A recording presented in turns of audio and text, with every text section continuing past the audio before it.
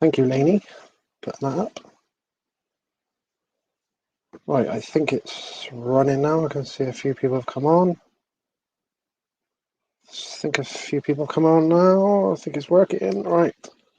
Hello all, evening all. Lee Ashby here, Motocross and Speedway Memories. Hope everyone's good. As you may have seen, got the man Jason Higgs on tonight, so looking forward to his stories this evening. Should be good. Hi, Dan. How's it going, buddy? My missus has just posted up in the comments there. Look, I think she's done that on the Facebook page and the Facebook group. So if anyone needs to click on that to register your name, you can do that because it basically asks permission to use your name. Yo, Andy, how's it going? Yo, evening, Gary. Hello from Teignmouth, from Mum and Auntie D. Hello. How's it going? Wish I was in Teignmouth. Cool. Looks like my mum and the aunties on from Teignmouth then. Beautiful. Hope you've had a good couple of days away. I see your nice jacuzzi in that little hideaway you were in. Evening, Mick. How's it going? Yo, Jason. How's it going, mate? Yo, Mr. Hobbs. How's it going? The man with the van. Looking forward to this one. Corrie can wait. You got the recorder on, Mr. Hobbs? Love the recording button, don't we? Yo, my man, Mr. Winslet. It's my good friend, good Barbie. Where's Big Juicy? Let's get Big Juicy on. Let's go and do the repos of Ronnie and Barbie. Hey, man. Woo! Come on in. Right. Managed to test this with Adam's advice. Do you test? Not really, no. You should test. Okay. So I did test today, Adam. I've tested it with Mr. Higgs and it was all good. So we did that about 6:30. So hopefully we should be all good. He's going to be on at 5:05. So just a quick check up on. Yo, how's it going, buddy? Good man. Thanks for coming on. Hey, Simon, as well. Mr. Holford's on. I think I saw you message earlier on to say you were looking forward to this one as well. Hello, Simon. Yeah, basically, on the race spec Honda bike competition that we're doing, 71 numbers have gone now. So if anyone wants to get involved in that, message me, let me know. I was just about to get some pictures up of it then. There's my ugly mug with the bike. A few pictures of that of the bike. She's a beauty. She's 1996 125 two-stroke Honda race spec replica. Look. Many of you might have seen these bikes back in the day. I've got a little competition question, but I know most of you know that Dave Watson was involved with the race spec Honda anyway. I should have had the picture of the bike when he was doing the training days up, shouldn't I, as well? Damn, just a trick there. Anyway, 71 numbers gone. Basically, the deal is if you buy a number, if you've got 2 or more numbers, so if you bought 2 numbers, you get a third number 3. And I've already had someone that had bought 2, so I contacted them for their 3 number, and then they bought another 2, and then they had another 3 number. So he's effectively paid for 4 and got 6. So if anyone wants to know, there you go. There's the details. On the reunion, I think it's now 363 have booked in for the reunion 2.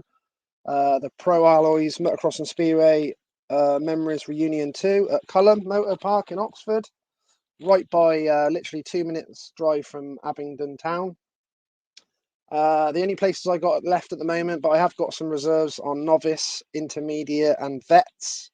Quite a few guys are in intermediate, would like to move to vets if possible and stuff like that, which I'll try to do if it happens. I've only got places left in the modern MX1, which is 250cc, 350 and 450F, 4 strokes. And I've got spaces in the modern MX2, which is 125cc, 2 strokes, 150cc, 2 strokes, and 250F, 4 strokes.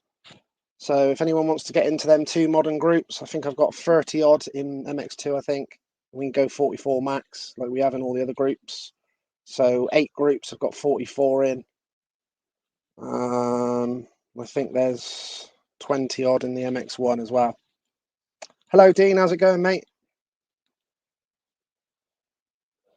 Mum and Auntie D are raring to go on the gate at the reunion. They enjoyed themselves getting involved in the gate on the, was it Sunday? Was it Sunday you were down there? Yo, Mr. Burns, how's it going, mate? Cheeky picture of you there, look, coming over the hill at Little Hempston towards the finish line by the looks of it. Reunion. Oh shit, what have I done? Booked in, Jason. Hi Ian, how's it going? My man will be on in a minute. We've already tested the link earlier, so we know it's going to be good. I've even got these new earphone things in because the jack weren't working properly on the other one, and that's why I've been messing around with this wire and it's doing that, you know, come out of a package all squashed up thing, and it's like touching me weird. Yeah, of course you were there Saturday and Sunday, weren't you? Of course you were. And then you went back to Dee's house because my auntie lives in Teignmouth, so it wasn't too far. How far was it from Teignmouth to Little Hempston? I'm not too sure how long it took, but I don't think it was too far away, was it? So I think Dee's coming to stay down here, isn't she, this time? Now we're closer to Swindon. It's about just under an hour to get to Cullen, I believe. It's just right by Abingdon town. Yes, Mr. Mason, it seems so. I said click on the link at 5 past. It's 10 past. Hog is never on time. Looking forward to this. Should be good, mate. Got a load of pictures to put up on screen that we can discuss. I've got about 30 to 40 questions written down if nobody else asks them questions, that is. If you guys ask them, we'll get them up. 40 minutes, wasn't too bad then. I think it was about 2 hours 40 for us, something like that.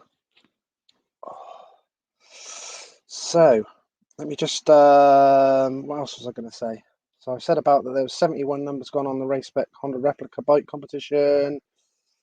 Said about the thing. Oh, obviously I just wanted to thank the man. You can probably see here. I get rid of Mum's comment. Big thanks to Mr. Lee Owen. You can see it here. I was pointing to it the wrong way on there.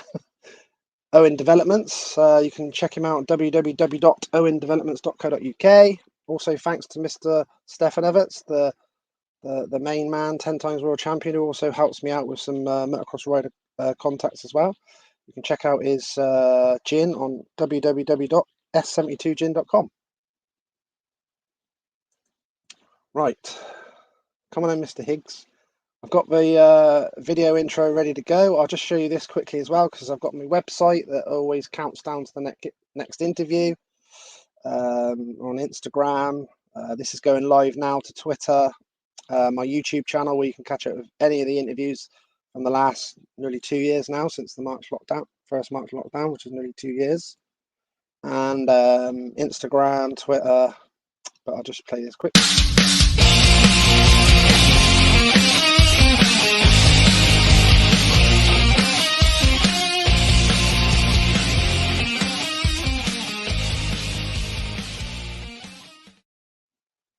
www.mxspeedwaymemories.co.uk. Like this was counting down on the clock till 7 tonight. Did the same with Pavorts. Nurley was going to have Chris Bomber Harris, Speedway star, for Wednesday, but unfortunately he's busy. Did try to get another Speedway one with Mr. American star Dennis Sigalos, but he can only do it at the weekend at the moment. So we'll have to see how that goes. There's Roy coming on. Not sure who that is. Someone there that the name's not come up. I don't know who that is, but if you go off or you click on these bits on the link there, look, you can click it and it will register your name so you can come up like that so I can see who it is. There you go. So I'm not sure about that. Right, so the man should be on a minute. Should we message him? Has he forgot? Or...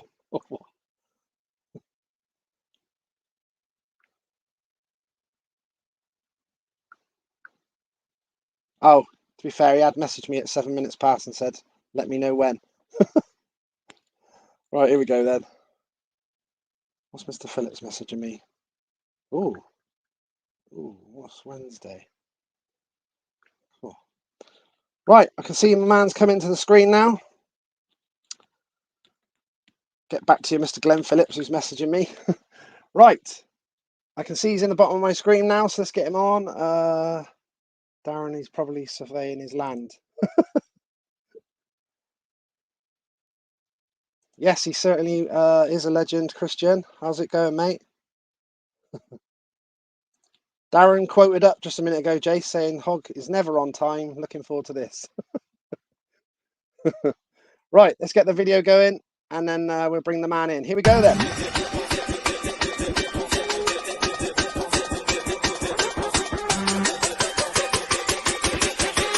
Wait, you want some more?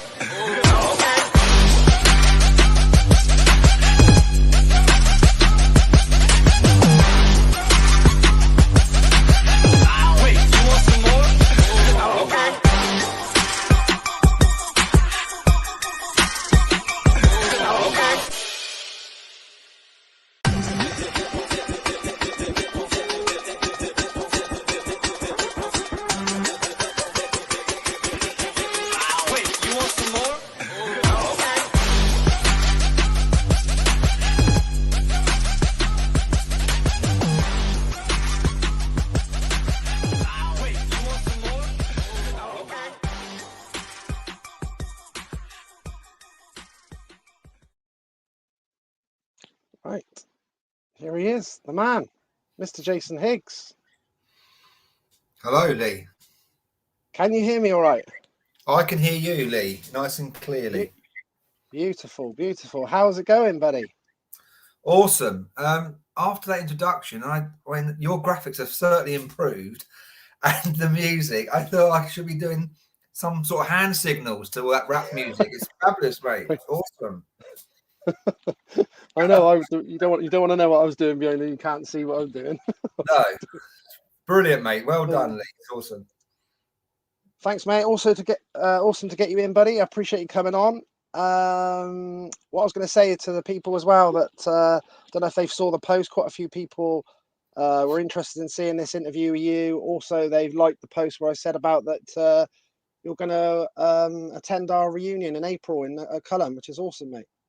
Yeah, I'm going to do that for you, Lee, because what you've done over the last sort of couple of years, putting people together, where no one really has done it in that sort of in a way with love and not as a commercial. That's the least I could do. I will come and plod around for a lap or two, mate. But yeah, no, you've done a great job, Lee. So I just wanted to start this conversation off by saying, yeah, there's not many people in the sport that put something back just for love, and I think you've done that. Wow, thank you very much, mate. I appreciate that. Get me all emotional in a minute, Jace. No, just say that to the end, mate. Yeah, that's it. We'll cry on the way out. Yeah. Oh, appreciate that, mate. I'm really looking forward to you coming down. It went off very well in September. There's only a couple of little things that the little things that come up that the catering that we got let down with, and then we had to get some others that weren't up to what we wanted. But that's all in hand this time, well ahead of the game. That's all good. Everyone's going to enjoy that side of it. Some kiddie entertainment stuff and all that sort of stuff. So it should be all good. Plenty of names down that people all know from the past, BSMA and motocross and speedway guys, even sidecar guys. So everyone's really looking forward to it. Should be good. Excellent. Right then, buddy. So what have you been up to then since you retired from the motocross racing? A complete variation of things, really. Married to my lovely wife Jane, 3 children, all girls. Everything's girly. Ditto. Yeah, girly rabbits and girly chickens and girly everything, mate. So I got into the.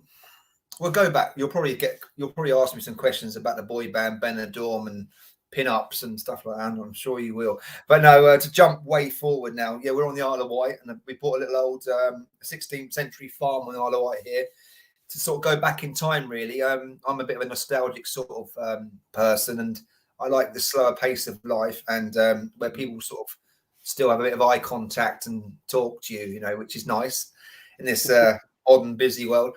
So we're over here now. We've done. I'm just converted a couple of barns for some holiday things. We've got chickens and rabbits, and So we've sort of run away and hid here over here, really. But so that's what we're doing. Obviously, I've got into the electric bike scene. But I wanted to start off by saying I'm still a huge petrol head. I mean, that's where my heart lies. But for the introduction of new children in sort of, especially when I was living in Surrey in Hampshire, that you start a petrol bike up and you've got people on your case. So I got into the electric thing for that, really, to bring people in that are new to the sport, without the headache of having every time you start a track having it closed down by petulant green people that want to stop you enjoying yourself. So yes, if people see me associated with electric bikes, yes, I am. But I'm in my heart, obviously, I'm still a petrol head. But unfortunately, the future isn't in our hands; it's in the youngsters' hands, and that's where the future lies. If you want to keep the sport active, unfortunately. So this is your high voltage MX then? Yes, mate. So I was doing birthday parties, corporate days, stuff like that, introducing. Sort of being the bridge from an experienced motocrosser and giving it new to people that never if you want to put it into a category or a box, like a middle class sort of people that have never cut their teeth on anything dirt bike-ish. So it was a bit of a bridge, really, and because it's electric and quiet and no hot engines and that sort of thing, the parents were taken. They took to it because they could stand on the sidelines, have a coffee, a latte, whatever, while their kids are going around and still carry on the chat. They haven't come from grassroots like us, 3 foot of mud and bullets. So they want to sit. And this is the way to do it, And also with the electric bikes, not that I'm here to pump that, I'm not, but they, you can control the speed. You can go from 0 to walking pace and then upwards with just a touch of a button. Well, if you stick a kid, 6, 7-year-old from a public school on an 80cc or a 60cc Kawasaki, he's going to end up in the bushes in 30 seconds time and hate the sport, It's in that respect, it's good. I mean, yes, there's no sound and stuff, but what I've got to say in its defense is when you're doing it, if you're riding an Alta or possibly one of these new Starks or whatever these Fandangle bikes are, I know for a fact, even for the Sur-on side of things, when you're riding it, you're still experiencing all the undulation of the ground, the stones, the mud. You're excited, you're nervous. So you don't lose too much satisfaction as a rider. But the problem lies, obviously, with the spectator. They do sound like, they just sound like mini hairdryers going around, I'm sure they'll overcome that. And young people won't expect to hear that roar and rambunctious noise of a 40 rider starting 500 because they've never experienced it, and what they don't know, what they've not experienced, they will not miss. So it's hard for you and I to try and get that in our heads, but we know that we didn't grow up on iPads, did we? We grew up climbing trees and putting nails in trees. It's a different market. Anyway, so do you think that because I've actually asked like a lot of my guests about the obviously electric bikes, so it's perfect when you come on, and I knew you was involved with what you're doing with the high voltage thing. What do you think? Do you think that they'll end up in GPs and it'll go like the full hog, like obviously these start bikes? Have you got to go on one yourself? I've got this new bike called the Velimoto. Okay. It's in its infancy, and it's 4-speed clutch gearbox, so you put the oil in and so forth. So, but it's only $4,500. They've made it exciting, but not good enough. Because if you want it good enough to be the experience of a Honda 250 4-stroke, you're going to have to charge £20,000, and that's like the Stark will be coming in at that sort of money, really. Which is for the elite people with money. So it's not, the transition isn't quite yet ready because of the price. But how I foresee it is that a bit like the car industry, I think what will happen is the mainstream manufacturers, Honda, they're all sitting on the fence ready to pounce because they've got these bikes ready.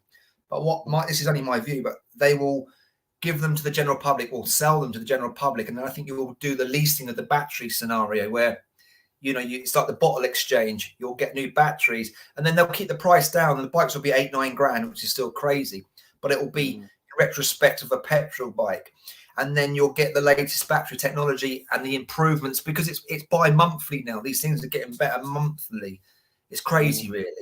So I think that's the step, and I think once you get a few European countries, especially the Scandinavian countries, starting to say no, we're not going to have the because they're really into the noise abatement in Sweden and Finland. Even back when I was doing Grand Prix, their spectators would wear ear defenders, and you think they'd go there to appreciate the noise of the motocross, but they're protecting their kids' ears, and so and they lead the way with a lot of new sort of innovative technology. So I think once a few of those start planting the seed, we're going to have to follow.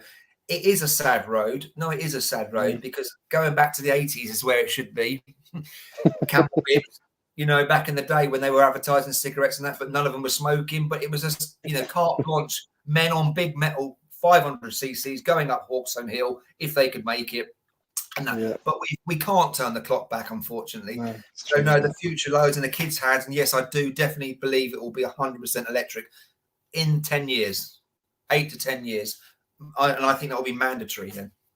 Yeah, definitely. But like you said, if it's going to come down to that in the end, isn't it? If you don't want to lose all the tracks and things like that, it's probably going to come down to that anyway. So we've got to see how it all makes sense. 10 years for your reunion to start. I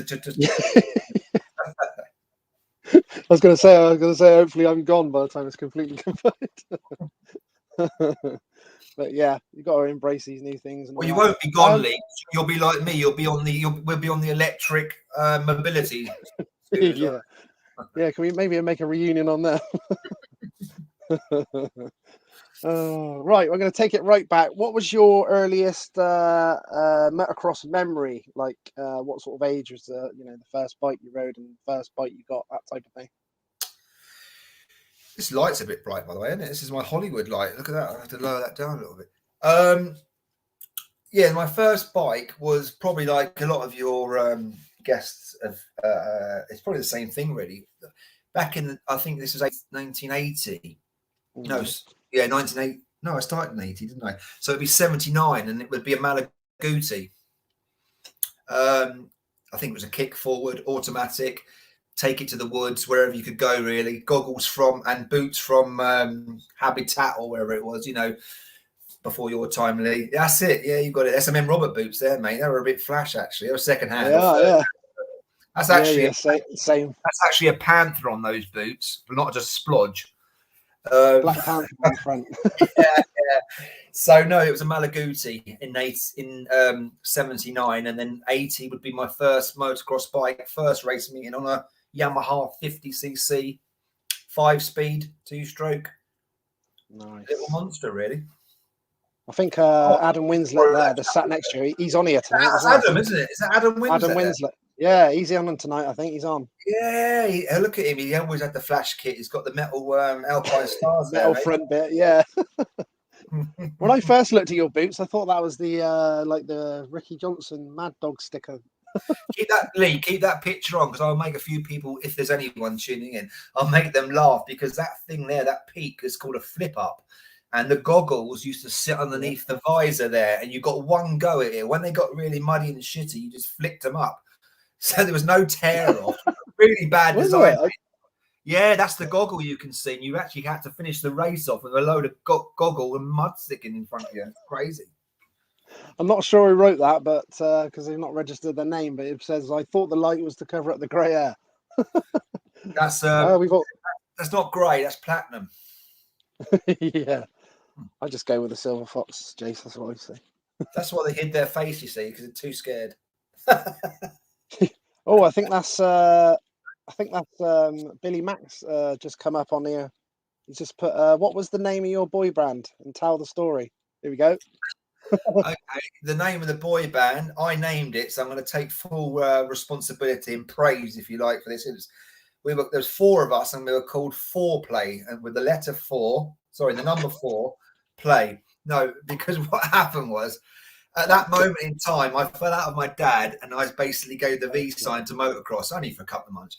And my best friends, one of them was, 2 of them were professional golfers. They were scratching around to get on the professional golfing scene. They were very good, but they were ready to go up the ladder, if you like. And then another lad was a bit of a young playboy. And I said, I tell you what, they said, let's put a band together. So I said, I'll do it all. So, yeah. Anyway, we got some photographs done from some local dodgy photographer. And I grew a goatee. But the trouble was, back in those days, I couldn't really grow much of a goatee. So I got, this is true, because they'll laugh if they're ever going to watch this. So I got some newspaper and I got the black off the paper and I rubbed it all in like that, because obviously on a photograph, you don't get such close. And I gave this thing, it looked like Jack Sparrow before the time. Oh, that's brilliant. Yeah. And we had this photo done. And the thing is, I went to the newspaper called the Surrey Ad in Guildford, but it was quite a reputable paper, you know. And I said to them, we're this big thing. I said, we're big noise. We've been to America. We've done this. This is lies. They said, well, can we come and do a story with you? I thought, oh, fuck, here they go. So they came to see me, and I had to just, well, all of us actually, and I had to just bluff it out, saying we've done all the bars in America. So I said, this is truly as well. I said, but we're not going to do the small venues here. We're going to big time. And the woman took it all down. Then she said to me, she said, you're stringing me along a bit here, aren't you?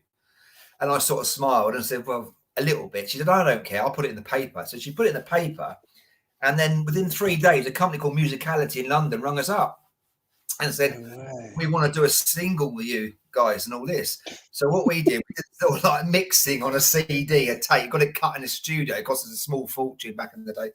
And and Chris Moyle was on Radio 1, got wind of it and mentioned this and all this sort of thing. And trouble is, my friend Eric, who was in the band, was the good-looking one of the bunch.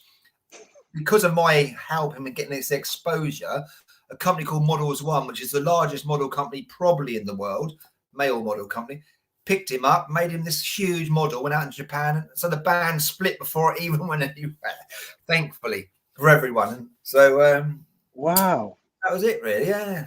Foreplay. You're in touch with foreplay. Can't believe that. How'd you get away with that one? How'd you get away with that? Yeah, very good. Are you in touch with any of them guys? You spoke to any of them guys? How's it going on? Eric still, I haven't seen him for about 10, 15 years. I think he's still scratching the clubs at my age, at his age, same sort of thing, still chasing everyone. But one of my best friend, Michael, Monkey, his name is really. Don't know why I call him Michael. I think I'm trying to be a bit grown up here. He's, Billy's my best, him and Monkey, but they, Monkey, I see him once or twice a year, but that's what best friends do as you get old. I could pick the phone up tomorrow and we just cry and laugh and it's all back to how it was, So there's two of us still trying to make a go at it, mate. I love that. Been trying to get on it, Billy Mack to get on as well. Trying to get on. He's the proper legend, mate. Yeah. Yeah. Love Billy Mack. He's out of control, he's always out of control, that man. What, on or off the track? Both. Yeah, both. Yeah. Both. Jason Gutteridge here has put, grew up with Jason all through the schoolboys and into the adults, always 100%. His dad was 110. For sure. Yeah. That's nice to hear. Nice. I've been, I put a few things up recently of my dad and me, and I'm not looking for fame and admiration and a pat on the back because I'm way past it. I'm tired, But no, and you get some lovely comments on there, and it brings you to sort of, you swallow, you get a few tears, and there's some good people out there saying some very nice things, and because the sport isn't full of nice people, and every sport is not full of nice people, but it's amazing and surprises me how many motocross people are sort of the earth, really. Yeah, it's really nice. I saw a lot of nice comments when I posted up about that you were coming on and everything. There was a lot of nice comments on there, weren't there? Very kind. What's Billy put? He's put, tell the story of your comeback on the Dixon Yamaha 2-stroke. Yeah, so I sort of, in 93 was my highlight, and by 92, 93, on the Kawasaki, we'll go back to that probably if we get a chance, but that was the Alec Bright days, Kawasaki days, then KTM, so forth. I set the fastest time in Mill, got a second-hand bike, rode it here, come third in the Grand. All this rubbish, craziness. But anyway, my only stability I had as a team rider would be with the Dixon Yamaha team.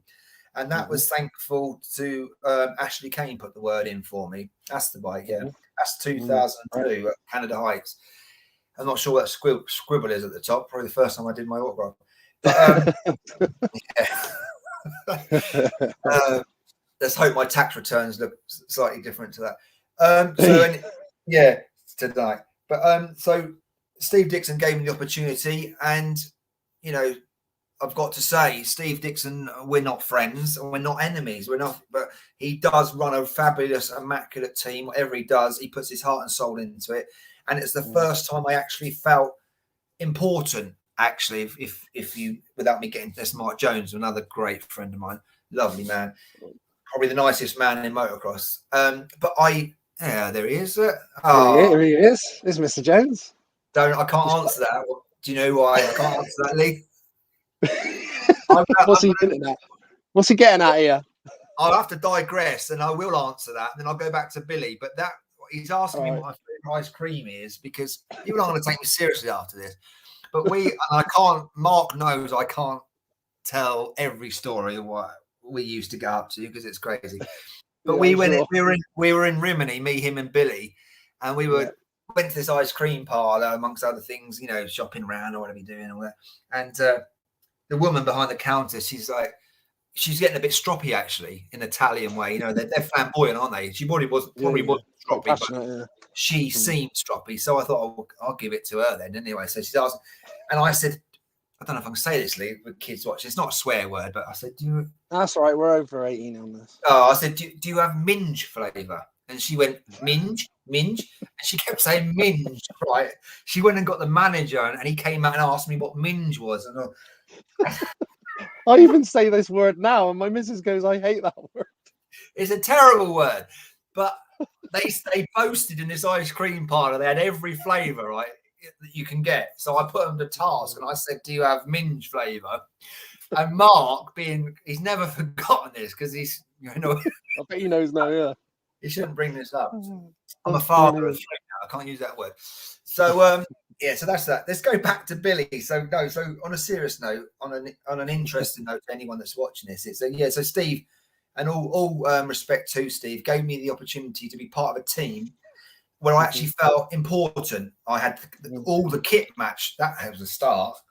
New tyres every race. You know, under the awning of the Yamaha van, and being with somebody like Billy McKenzie that I tipped to be a world champion from when I first saw him.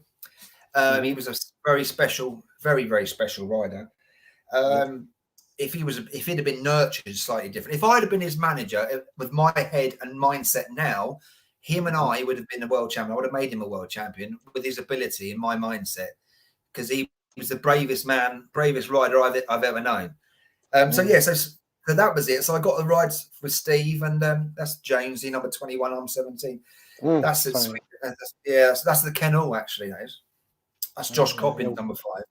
I actually overtook Josh Coppins at that race, and gave him a bit of a roughing up on a corner, and got a bit excited and sort of shouted at him as I pushed him out of the way. He inevitably got me back. Yeah, he inevitably got me back, but because it was a home track, close to home. I felt a little bit strong, and I enjoyed it. I wasn't on his level, but that's neither here or there. But is that Language? Is that Language? That's Language, yeah. Mark, gorgeous Mark Hucklebridge over there. So I was given the opportunity for 2 years with Steve Dixon, and I can only say thank you to him for introducing me to how professional motocross can and should be, if you want to take it seriously. And yet, we're not friends. We don't see eye to eye, but I give him the utmost respect of being an old school, someone that's still there, a stalwart is the word, isn't it? And still doing what he loves. And that's what keeps this sport going, mate. And he does a fabulous job. And he gave me the opportunity to taste that, and I thank you for that. And being with Billy, it introduced me to Billy, a lifelong friend, Looks like Danny Smith's on as well. I know I'm sure he lives abroad now. I've seen on Facebook. Is that the Danny Smith from Spain? The legend? It must be. Sure he lives. I was going to have a look on my Facebook where he lives abroad. He lives in Spain, yeah. Yeah, that's it. Sure, one wild man. One wild man. I'm just showing this comment quickly that my missus has posted that up, guys. If you click on that, then it'll register your name so we can see who we're talking to. So hopefully that Danny can go back on then and we can see him. Yep, carry on, Jace. No, Danny, yeah, what a great rider. But I think when he retired early, he packed in the sport. I think he found nightclubs, women, and the good times very early. Tall, blonde, good looking, got into fashion early, all that sort of thing, and led the way. And and his dad Harry, good, a mate of my dad's, one of the sort of memorable dads of the schoolboy days. I think they had their secret. I think they had their secrets and good times that us young kids tucked away wouldn't have known about, and probably still don't to this day. But Danny was a very good, very talented rider. But he said goodbye to the sport early, and then, as I say, I think he got involved in the nightclub business over in Spain and had himself a good time. He's just confirmed that that's in there, so that must be Danny Smith there that's said hello, Higgsy, and then he's put, that's me. That's nice.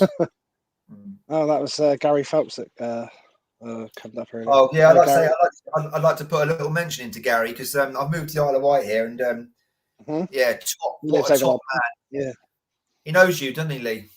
Yeah, he lived in my street for years, like in Swindon. Yeah, we lived in the same street, went to the same school. We met on the Isle of Wight here because we both sadly do this radio control car thing, like kids. Oh yeah, yeah, like yeah, that's it, mate. So, but we've gelled, hit it off because of the motorcycle background, and yeah, that's good. Yeah, the lovely guys helped me out with quite a few things over here, and I nice friendship has been formed. Beautiful. Billy's put, I was lucky enough to have the support from Roy at the last round in 2002 on the 125. Jason was my wingman that day against the KTM gang. I remember Higgsy stopping behind me when I haven't finished that off, but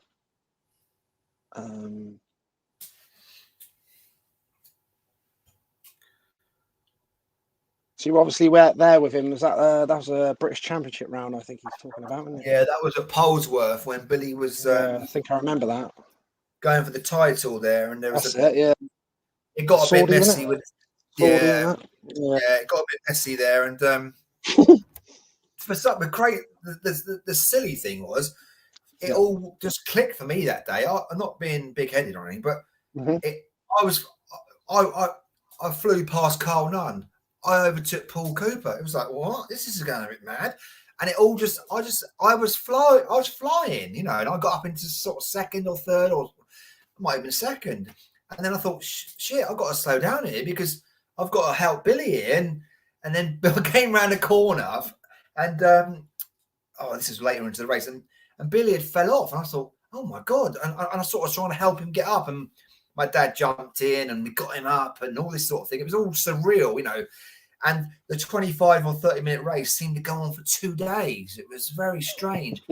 And Lee, any motocross has probably experienced this when things just go well for you, and you think, seems easy, yeah. And it's like, this is weird. But it wasn't my day. It wasn't supposed to be my time. It was for Yamaha and for Billy, and it didn't work out for Billy that day. And but Stephen Sword, Billy won't like me saying this, but what a rider as well. Tough. I remember Stephen from when he was on a 60cc back in those days, wasn't it? And I knew he was special then. He was. You had your Carl Nunn, your Stephen Sword, your Billy McKenzie, Jamie Dobbs. From day one that they're special because not only are they special when they're beginning, they're nurtured and they've got the right people, and they're taken. It's like a football apprenticeship, really. They take them through the ranks. And many people have been washed in the wayside that could have probably matched them, but the resources weren't there, as we know, don't we? It's exactly. A whole package from a young person to keep this thing up here, right? And those guys were the ones that had all that, and fair play to them. They utilised it. Yep, I've got Wayne Davis here. Hello, Wayne. How's it going? He's put, remember Jason at Farley? I think it was the Shell Advance. I remember that series. 96 possible. Going down the straight before you go into the woods, we were cheering him on. Everyone was shutting off. Higgsy was full gas on a KX 250. Have I got time to quickly tell you about that, Lee? Yeah, of course you have. This is what we're here for. Right. So, anyway, I was racing for Chris Alderfield, a very good, good man, Chris. Mm-hmm. Like we do, we had a little falling out stuff, sort of thing. Okay. So, I had no bike. Shell Advance series came around. I was like, oh God, what am I going to do? So, to cut a very long story short, I thought, what can I do? So, I had a Renault 5 GT Turbo at the time, car. Right, they're worth a fortune now. They weren't then, but anyway, everyone wanted one. So I thought, what am I going to do? This is no word of a lie. I sold it on the Tuesday in the Auto Trader. I don't think that happens anymore. I don't even know that exists. I thought, what am I going to do? This is true, every single word. So I got the old Trials of Motocross out back in the day, and I found a bike, and it was in Slough, 250 Kawasaki 2-stroke. I went to Slough, this council estate, a right old dive anyway. Got in there, saw this bike, bought it for a couple of grand from the money from the car. Got it home. It was a shit heap. And anyway, cleaned it up with some back in the day. Mum had the Vim. Remember that powder Vim? It was you clean things. Yeah. Made it a bit nice. Bit of the what was it called back in the day? Back to black, the old bullshit spray. The old bumper stuff. It didn't look $1 million. It looked 300 quid. And so when got to the Farley, mate, no word of a lie. Come the second race, what's his name? Colin Harrison from Pro Circuit went, he needs a pipe on that bike. So he lent me a pipe, didn't give me a pipe, lent me a pipe for the last race. Stuck it on, went like batter hell, mate. Bad start, overtook everyone, overtook Rob Herring. On the last, about 3 laps to go, I came down the woods. Justin Morris was in the lead. I thought, I'm having this. BBC Grandstand were filming it, actually. I went out of control. Legs, literally, I felt them brushing past the side of my roll-off. No, it's true. I saved it. I saved it. I saved it. And all I could think of was, I want to be somebody. I want to make my dad happy. I went like that. I saved it. And I led it for the last 2 laps and won the race. Suddenly, BBC Grandstand have got the camera in front of me. Talk about motor burgers, as old Rick Johnson used to say. Suddenly, they're asking me all these questions. It was live on Grandstand. But wow, I did it with this, mate. This is what you've got to give to these young riders now. I just thought, I'm doing it. I'm having it. And I did it. This bike was 3 years old with every nut and bolt rounded off. The tyres, mate, honestly, you could, they were, honestly. And I did it. And I did that at Geldorf on a 3-year-old Kawasaki that was falling to pieces. I got from Cardiff in a council estate, and I qualified in 3rd, split second behind Joel Smets on this bike that really wasn't fit for mankind, honestly. But all that struggling, you think people are going to appreciate it and give you loads and they don't. They just want result after result. They want continuity. So playing the victim and all that, and thinking people, it doesn't work, mate. But it's good. It creates good stories for things like this. 100%, mate. Proper character. Loved it. Love it. Jason Higgs will be the king of vintage motocross. He loves it, doesn't he? Gary's saying that you still haven't beat him on the old on the radio control cars. Gary's very good at the RC cars. He's precise, He's I think he's sort of he goes over to his feminine. He goes to his feminine side. He's got that. It's very difficult, Lee. It's a difficult sport, mate. I mean, it's still racing at the end of the day, but it's ever so precise. You're talking millimeters, not feet. But I've got like a 3 centimeter plate in my neck now with a neck fusion and all that nonsense. And this is about the most radical I can sort of get, with these RC cars. So, non-contact. Well, it actually it hurts me carrying the toolbox into the arena when we do it in there. But... get someone to do that. I got another beer. He was a proper BSMA legend as well. Mr. Chris McMillan's just come on. Look, mate, tough man. What a tough rider. Hello, Mr. Higgs. Hello, Mr. Higgs. How the devil are you? Looking brand new. Yeah, you want to get yourself one of these lights, Chris. They're fabulous, mate. From Pound Stretcher. If I turn that That's off, where I got mine from. if I turn this off, I look like Miss Trunchbull, mate. I promise you. Only parents would know what that is. Oh, Chris, what a tough, gritty rider, mate. What a tough rider he was. Gave it everything. I remember when he was on I think it was the Castrol Honda. Or was it Castrol? I think it was. But yeah, I was scared to ride against Chris. There he is. I'm sure that's him there. Yeah, it is. On the Honda. That could be his dad actually there. I was quite scared of riding against Chris. His dad could sort of match my dad with the roughly, toughly off the track, and Chris could definitely match me on the track with ability and aggression. I'd say in a nice way, a bit of a nemesis really. And he was a fabulous rider, Chris was. It's just a shame he didn't go further and longer with his motocross career. Got another couple of oldies here. Look. I don't know who she is on that bike. You remember the bibs? You used to have to take the number off and iron them on again for the next week when we had a different number. I love that. Look at the stones in that track as well, crikey. Yeah, there was some big full flints in there, isn't there?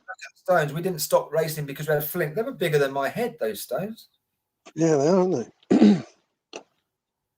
That's Paul Spagad's dad on the right there. Oh, was it? Bloody hell, yeah, and that chap there was one of the top guys from Rock Oil, I think.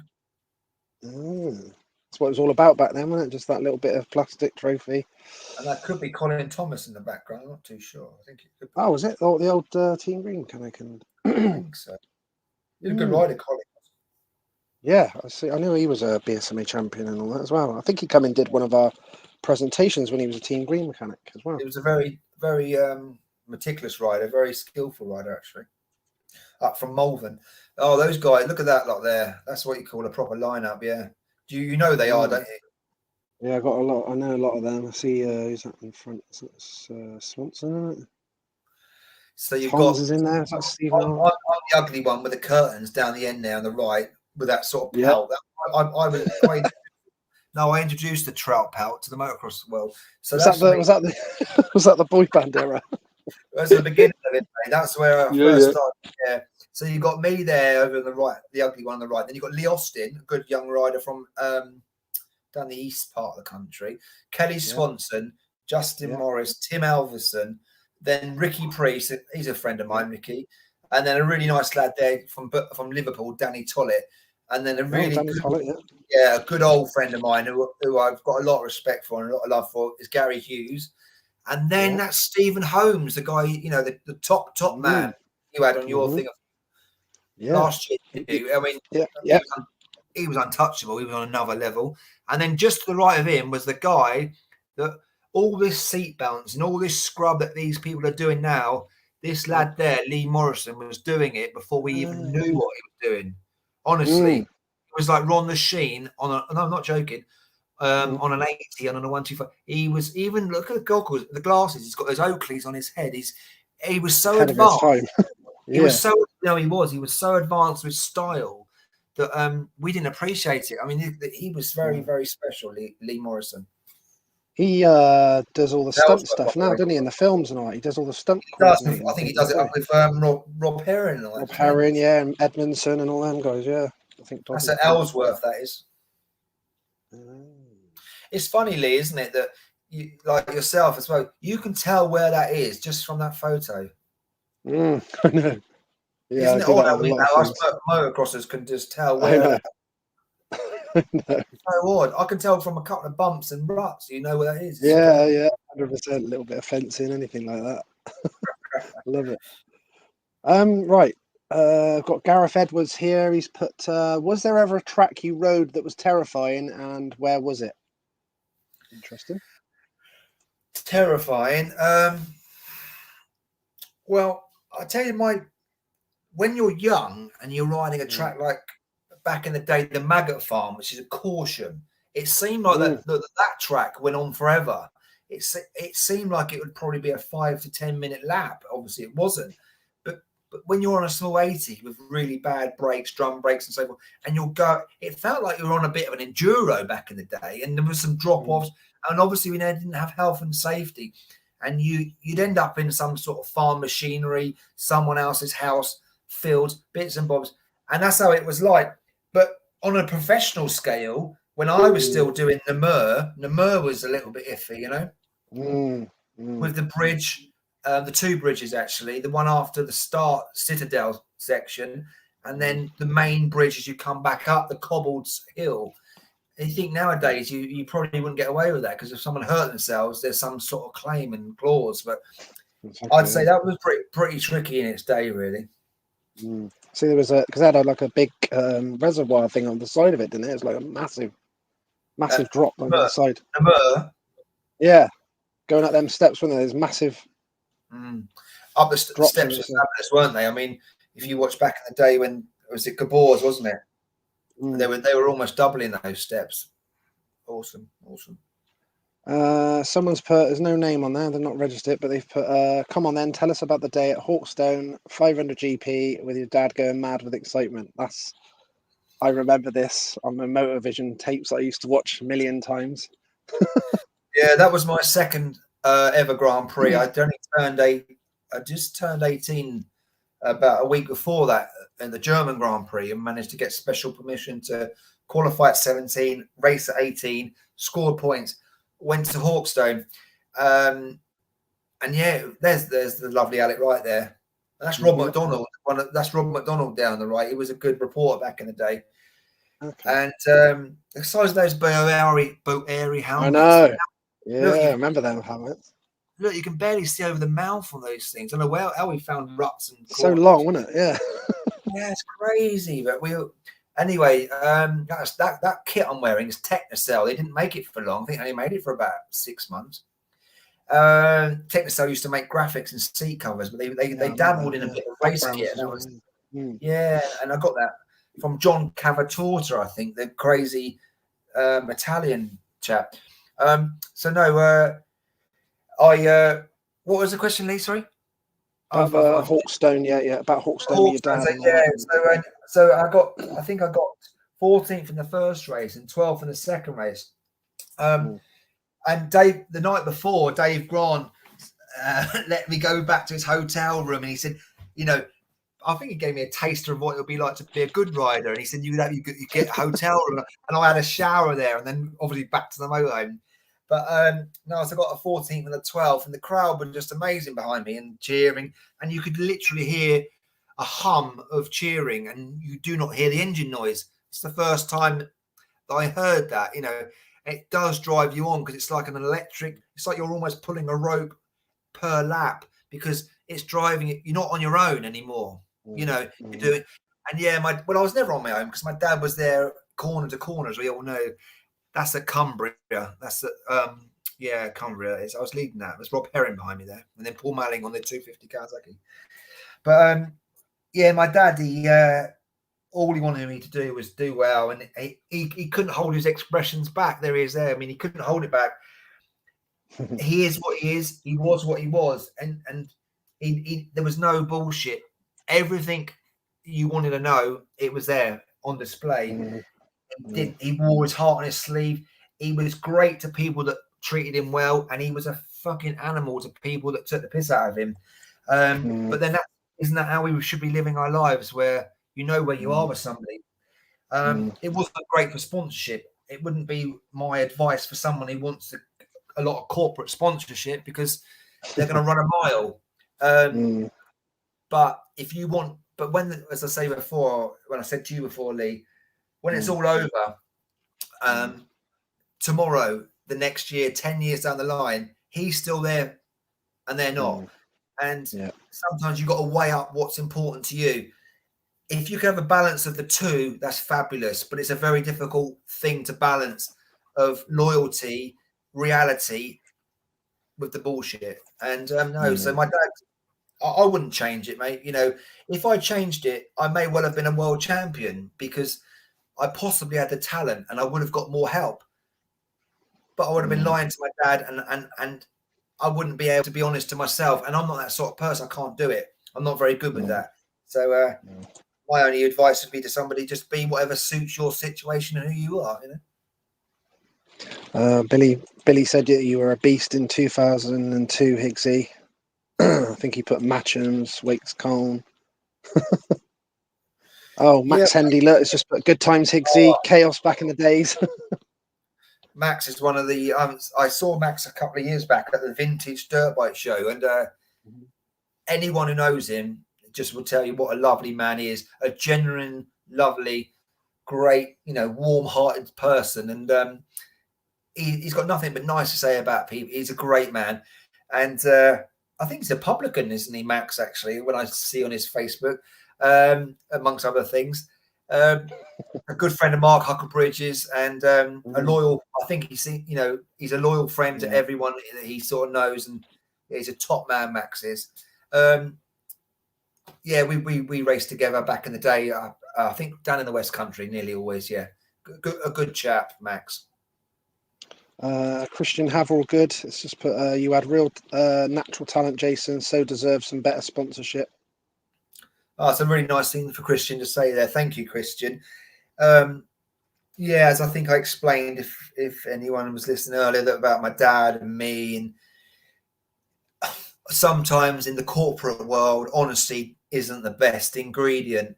If you want, because they've got what you want, and you've got to play the game. And if you're you, it doesn't always suit the mix, And yes, I possibly could have gone further, but I've got a nice wife, I've got children, I've got sons. It's all right. Things are good. If I'd have come second in the world, third in the world, that wouldn't have been any good either, would it? Really? Winning is the only one. So, what memories I've had, and what memories, they can't take them away. They can't take them away. Yeah. That's what we can't take the memories away. We love reminiscing, that's for sure. Casey Jones, great to watch back in the day. Higgsy, always flat out. Yeah, thank you, Casey. The only way I could ride was flat out. I wouldn't say it's the only way, because the best way is your way. If I was ever asked to nurture and help a rider, and I would use my knowledge of the sport, and if I saw that he was a sort of rider along the Stephen Everts route, I wouldn't push him to ride flat out. It wouldn't suit that.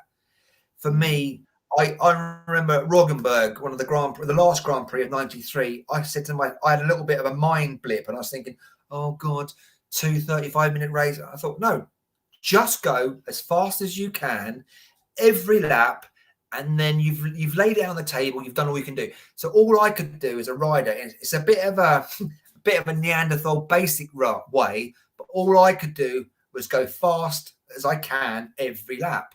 I didn't have a plan, a strategic plan. I didn't ride at 85%. If someone caught me up, I had a bit in the bank and stuff. I couldn't do that. I didn't have the ability. I just could go as fast as I can every lap. And if I got away with it, which I did most of the time, it worked. Now, the really, really technical riders, Everts and that sort of thing, they've got a system because they're intelligent. They ride differently. But for people like me and Billy McKenzie and those riders, Josh Coppins as well, really, it's open. It's the only way for us. Love that. I love it, mate. I got Kerry Ann Way here as well. She's put, I remember your Renault 5 coming back from the pub at the Ken Hall with the monkey on the bonnet, holding on for dear life to the windscreen wipers while you were flying through the lanes. Good times. Oh God, yeah, monkey was the same as my bit. Monkey, you're not a monkey, not an emblem. It wasn't an emblem. It was a friend. Yeah. It's a friend. Yeah, you mentioned it. Yeah. God, this is slightly different. It's just slightly different to the Marnique Bavert's professional interview the other day. And what a great interview that was. And I knew Marnique Bavert's back in the day. I trained with him several times. And no, I didn't like him. He was an arsehole. But that's because he kept himself to himself. He was self-motivated. And you know what? I've got utmost respect and love for him now. And what an interview he gave you, Lee. I actually thought it was the best interview so far. And the guy is a legend. Don't forget, I was immature back in the day, and he didn't want me to get in his circle because he was self-motivated. And that's how they were. And I didn't see it then. I see it now because I've got a bit of a head on me. No, the top man, top rider, and great interview. No, so yeah, coming back from Langrish with Monkey on the bonnet and that sort of, yeah, it was just silly. I mean, irresponsible, you know. Those Renault 5s have only got a very small bonnet as well. Yeah. The No, windscreen Kerry was a good. Kerry actually was a very good rider in the schoolboy days. I did a little interview with her when I first did the. Not because she was a female rider. She gave it. You know, she was up there. She was a good rider. Very good rider. Thanks for coming on with that, Kerry. Billy said about the Cardiff Supercross is another memory. Jason's Supercross skills were wild, but the best. Animal strength, golf gloves. Yeah. Did you wear some? Did you wear some? Lee, I'm not going to tell you fibs, mate. I've invented that. I when it comes to the Supercross well, I rode at Anaheim, did all that nonsense back in the day. You know, didn't do great. Got to the semis actually, and all that stuff. But anyway, when I was with Dixon, I took it ever so seriously. But when you take things seriously, you also get very nervous. And I found everything a problem. I found like the half waffle Renfrew grips a problem. It was a problem up here. But so I thought, oh my god, Supercross is so refined. You have to feel everything. So I couldn't even wear motocross gloves in the end. So we end up going to the golf place, the golf club, and I bought, because golf clubs are left, aren't they? Yeah. So I had to buy a right hand pair, and I ended up wearing these golf gloves.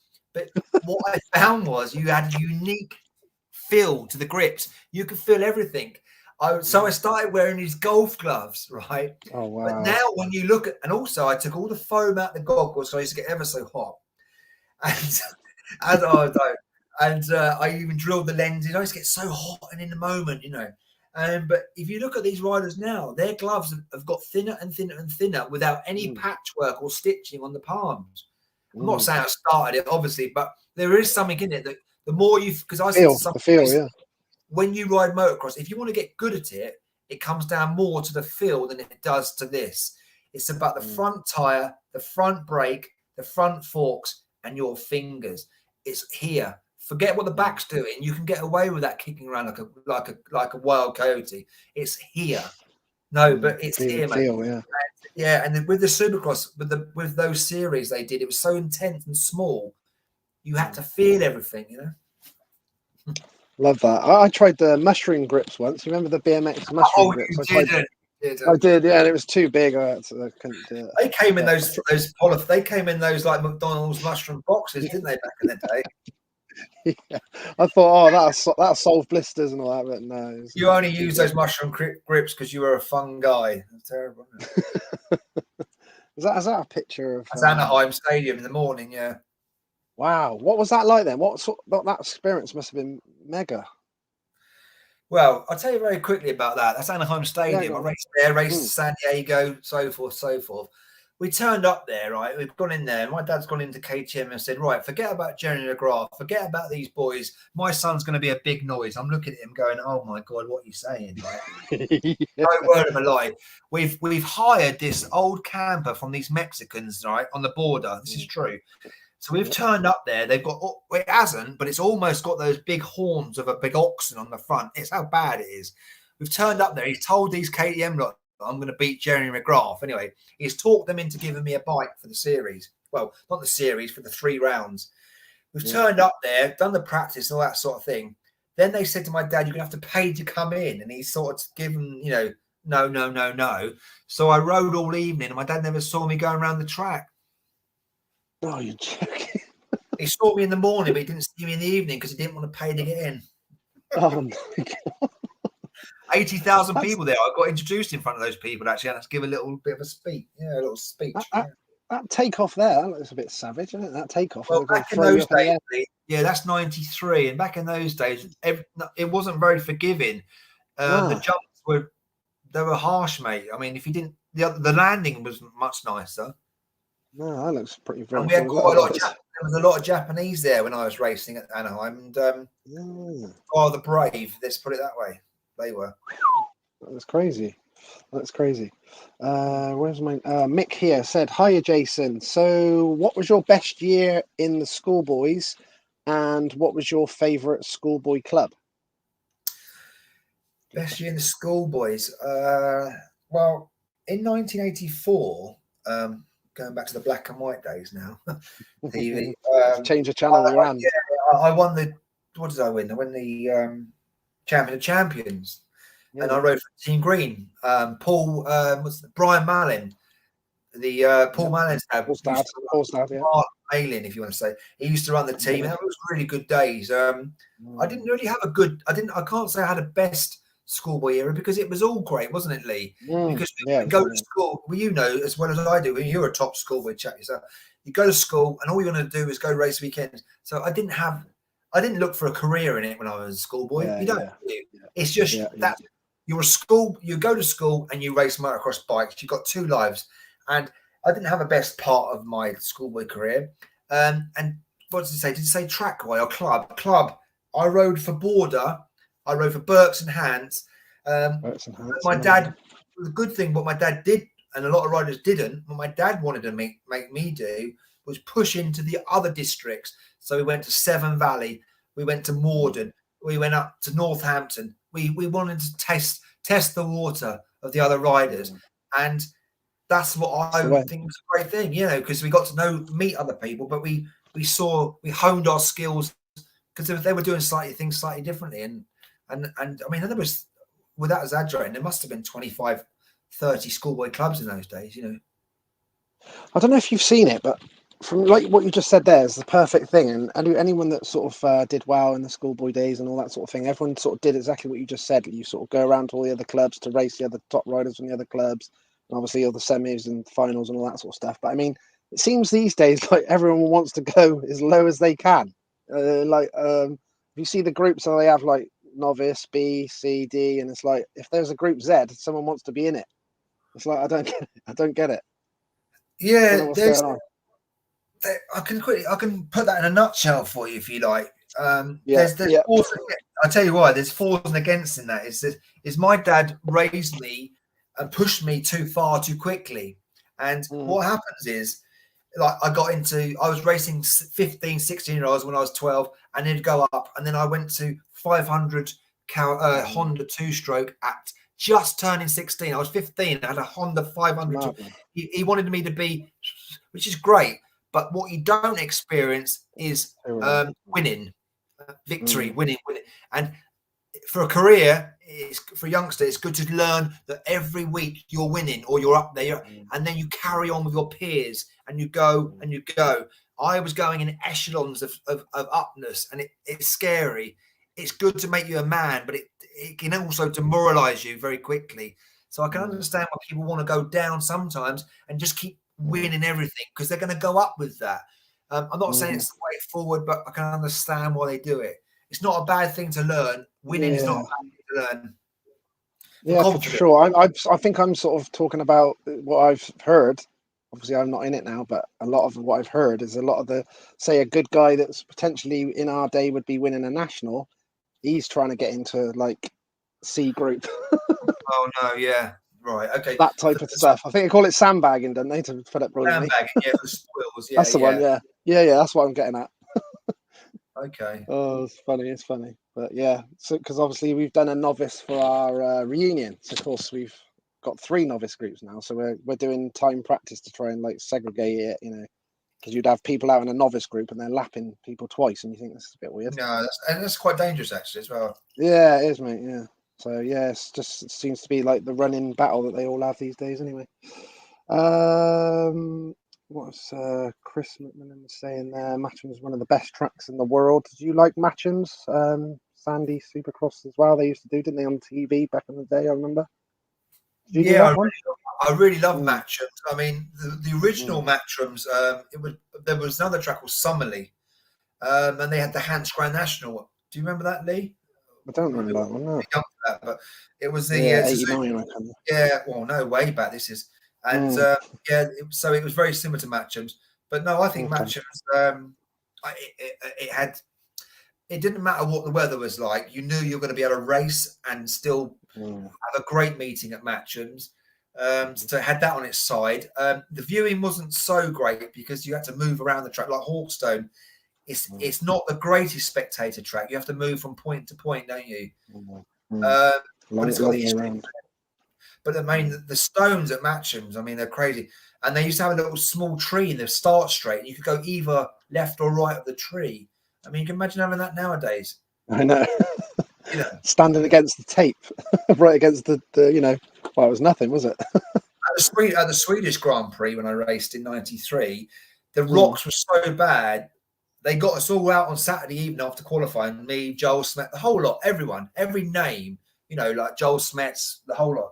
And we went out and we had to paint some of the big rocks red because they couldn't move them. So you could see them on the track. Yeah. Because because it's Sweden, you know, they were in the ground, you know.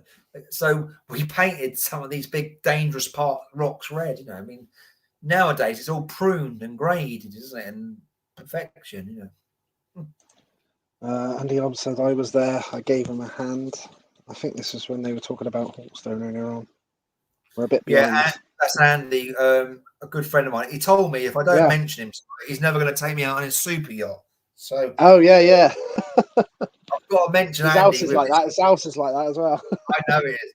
Fair play to him, mate. He's done well for himself. Andy, he's a real gentleman, Andy. You know, he used to cheer people on. I was one of the guys he used to cheer on, and he used to have this big wooden carved hand, and he used to lean over the track like that, you know, cheering you on. And one of the old time supporters of motocross, and still a really nice guy. That's still in. I think he's more into speedway, Andy is, so he tells me. But he has a lot of the speedway guys stay at his house in Swindon, same time. Yeah, that's what he's telling me. Yeah, so a good guy, Andy. Nice chap. Darren Mason says, "My dad says hello." Hi, Darren. Yeah, Darren's dad, Eddie, an old legend in the sport. He used to work. Eddie was part of the REME, REME, REME and SEME. That's the army side of the sport over in Borden. And when I was with Dixon Yamaha, we used to go over and use their facilities, the deep sand and stuff, you know. And Eddie was part of the army enduro team. He run it, you know. Wild man in his day, Eddie. He lives in Thailand now, shall we say no more? And I remember he's got to be 70, Eddie, now. And he told me back in the 70s that he made a certain type of video of a certain genre, and it did make me laugh. It was a good man. Hope he's enjoying himself. Hope he's enjoying himself over there. And Darren's his son. Nice guy, Darren. Darren stopped the sport a few years back, and Darren's actually a policeman.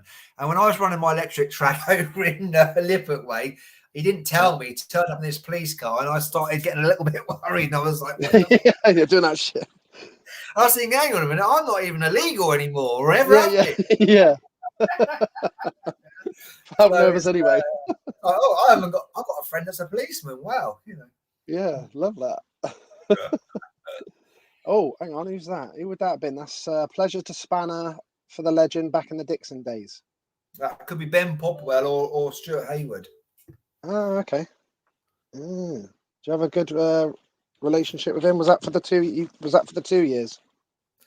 Yeah, I didn't not get on with anyone in the sport, Lee. Yeah. I didn't have an ego. You know, I didn't have enough of an ego sometimes, if you know what I mean. Yeah. I just thought it would go on forever, and as I say, I'm not going to say to somebody, go and get yourself an ego, but you know, if you're any good, you've got to know you're good, control it, don't let the ego go out of control. But it doesn't last forever, you know. Gary Curtis has put, you was an amazing to watch, Jason, never give up attitude. Oh, that's very nice of you, Gary. As I said to Lee earlier, the only way I knew was start to stop from the gate to the flag. This is the only way I know. You know, I mean, I know there was riders that were a lot better than me, but didn't always ride with their heart. You know, they had the ability with the mechanic, the bike, so forth. I just gave everything I had. So it's the only way I could describe how I rode. Chris McMillan just put, if your face don't fit Higgsy, no matter how good you are, the system is against you, mate. Don't we know? Yeah, that's the way it is. That's why I praised you from the beginning, Lee, because even though motocross is a very small sport in the realm of other sports, people still take it for a ride and still want to sort of squeeze that orange as hard as they can. And people like yourself, mate, you're few and far between, and that's it's lovely and refreshing, mate. Refreshing to see, because it is only it's the minority sport, really. You know? Yeah, 100%, mate. Adam Lyons just put some boy. Oh, Adam, mate, top man. You know Adam over in Northern Ireland there. Yeah. Great rider, yeah, very skillful. Remember him on the TM and that.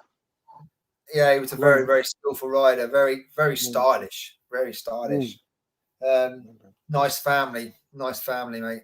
It's nice to hear from him. I haven't heard from him 20 years, 15, 20 years. So nice. Just see Mr. King, Dave King's just was on and has put honoured to say Jason will be doing the Legends Lap, the VMX DN Fox Hill. Beautiful. I'll be there to see that then. Yeah, that's nice that Dave has asked me to do that, because you know, Dave's a legend in our sport in nowadays, and what he does for the sport, like you, Lee. And I find it embarrassing to call myself a legend going round for a lap, but I'd love to go there and do, 5 races, and if my body would allow it, I would. But I'm in pain every day, mate, believe it or not, and I've got lots of things going on with my spine and neck, because I feel like I'm almost feel like I'm duping people coming just to do a Legends thing. 'Cause I'm not a legend, but I will go because I've been asked, and I will do it, and I appreciate being there amongst you guys, to be honest with you. You are a legend, mate, trust. Hence everyone wants to come on and see this. What's this? Oh, I don't know who wrote this, but I didn't know this. How come you and James Marsh, isn't it? James Marsh never saw eye to eye. Is that true? Not at all, mate. That's actually that's an oxymoron, because James Marsh, we've been close friends since we were about 10 years old. I love James Marsh. Justin Morris, not, but James Marsh, yeah. So James Marsh, he's out in Australia. He's Australia, isn't he, James? Yeah. Yes. No. He did a video. Yeah, he did my dad's friend. No, Big Cheese, we call it. No, he's a lovely man, and I've only ever had respect and warmth for Jamie. Top man. So you said about Morris, was that just a racing competition thing, or? I will set to start off, I answered like this. Justin Morris was a rapid rider. He was 100%. The abundance of skill was phenomenal. He was awesome. He didn't utilize it. He didn't work hard enough, in my opinion. Not slate anyone, and we didn't get on. He was. I always thought, I want what you've got. I want your resources, mate. I want your the money, whatever. But we're adults now, and I'm sure we'd have a hug and a beer together and just go look back in the day. But in those days, we didn't get on.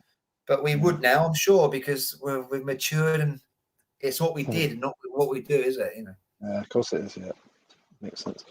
Very, very fast rider. Very, very good rider. Yeah, very quick, wasn't he? When he had some good rides in the GP as well, and that. Matthew Burns, are you saying I would have won the novice group last year if the right riders were in there? Classic. Dan Merrifield's put, what was Jason's thoughts on Kelly Swanson's short career along with Tony Marshall? Thoughts on Alsworth Motor Park as well. Fast as fuck Higgs, I think that says there. Oh, crikey, that's nice, isn't it? Oh yeah, could have had that on the butt patch. You could have had that on your butt patch. That obviously means funk, doesn't it? No, I like to answer those. Kelly Swanson, right? Kelly Swanson and Tony Marshall were fabulous riders. Again, I mean, I think they could have got a lot more out of the sport result-wise if they were more gritty, a little bit possibly more edgy. I've got to watch what I say, because I don't want to be too rude, because they're great riders. But both of those two riders had a lot of help. throughout their career, but they were very, very good. Kelly Swanson especially was immaculate, turned out. So, and I reckon from my perspective, they didn't ride like I did. They didn't ride balls out, but they had the skill factor. So I think to be honest with Lee, in a respectful way, is the amalgamation of me and them would have made the ideal rider. My guts, my balls, and their skills, and being meticulous. And Tony, I know he got back. He was involved in the sport in a commercial way in the end, wasn't he? I think he got involved. I don't know if it was Fox or that sort of, but he had a good head on him, and he was commercial side. And I'm not sure what Kelly's doing now, but back in the day, I was a balls out rider. They weren't. Our styles and personalities clashed. As I say, as adults now, I'm sure we'd have a good laugh and get on very well. And as far as Ellsworth's concerned, what a track. That was the American Supercross of the British circuit. You know what it's like. Go there. And even back in I raced there, we had a young English lad put on an American accent, done the commentary. It was an escapism for a weekend. You thought you were in Southern California. The Izumi Sand. And it was amazing. Andy Lee put on something that was 20 years advanced. We felt special when we went to Ellsworth. We had jumps, we had jumps that were formed and shaped, and they weren't just dug out by cows and whatever. It was it was special, mate. Pete Jeffrey had already said big hello to you, and he just put, does Jason like Canada Heights? Yes, I like Canada Heights. It's a track that I think if you don't respect Canada Heights, it will pay you. There's been a few accidents at Canada Heights, so forth. It's got some gnarly bits in it. It's fast. It's got some unusual bumps. It's fabulous for spectating because you can be ever so close for the switchbacks. It's local to London. It's local to the south of England. It's a fabulous track. I'm not saying it's had its day, but way back in the day, the soil was a bit more forgiving. It was actually sandy in the day. It started to wear out, I think. But you have to give it a lot of respect, I mean, I remember way back in the day, Carl Shaw and stuff jumping the bottom. No, Paul Hunt, sorry, don't know if you know that chap, Paul Hunt, but on the Kajik 125, jumping the bomb hole complete. I mean, it's got a lot of history to the thing, But as I say, it's a track that warrants a lot of respect because it's edged with it used to be edged with chestnut fencing, and one error, bang, you're over. And I've had a few nasty. It's bit me a few times, shall we say? I've got Ian Humphreys. He's put there's never any bullshit from the Higgs family. It was great having them in our corner all them years ago. Great memories. Oh, that's really nice, Ian, to hear. No, just because we come from, just because I'm saying I was a no bullshit sort of person, or I come from a no bullshit sort of family, throttle happy, go for it, give it. Doesn't mean I'm better or I was better than anybody else in any respect. I'm just being honest of who I was and what I did in my beloved sport. We all have our ways. We have our own sort of, a path and how we go about it. One suits one suits the other. It suited me. It's nice to hear that. I think spectators like a rider that's no bullshit because they pay their money to come in and they get what they pay for. Like you go to watch a boxing match, you don't want to watch 12 rounds of dancing, do you? You want to see them smashing each other. And when you watch me, it was unpredictable. I either smash myself, smash someone else, or so it was. Let's just say it was value for money. Yeah. People loved it. People love it.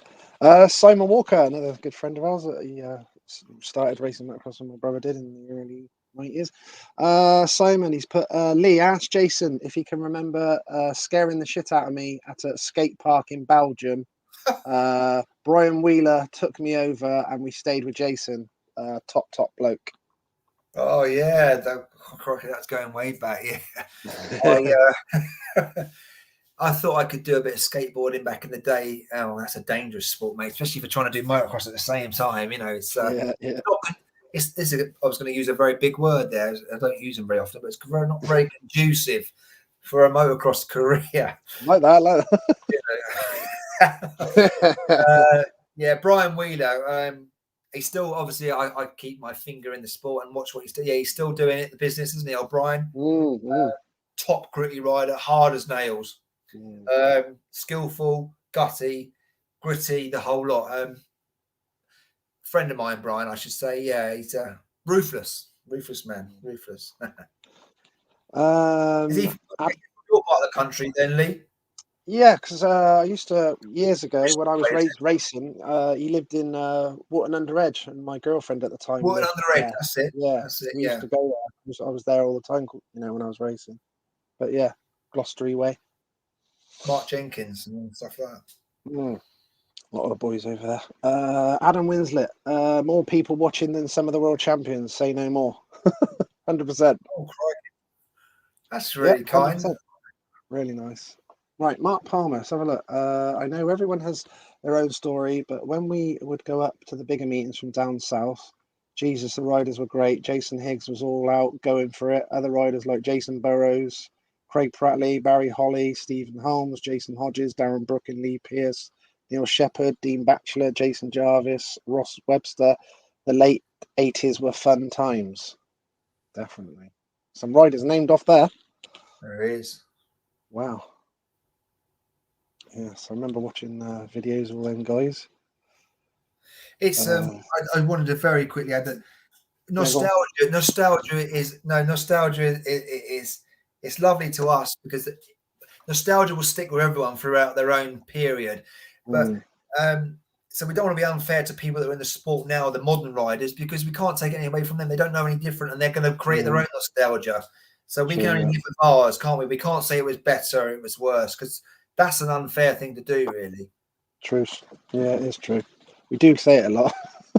We do because we're old, Lee. Because I know. Passing, mate, I know. Oh, brilliant. And what was it like riding the Kawasaki SR 500? That's my cousin there, by the way. Oh, was it? Yeah. I Andy. haven't seen or spoke to Andy for a while, but no, it was the SR 500. For anyone who doesn't understand or know what that was a special. I think they made 5 or 6 of them, full magnesium, worth an absolute fortune. Alec Wright decided to give me Dave Thorpe's bike because Dave didn't like that. He went on to the original frame Kawasaki, and it was a horrible bike to ride. It was designed around Paul Malin.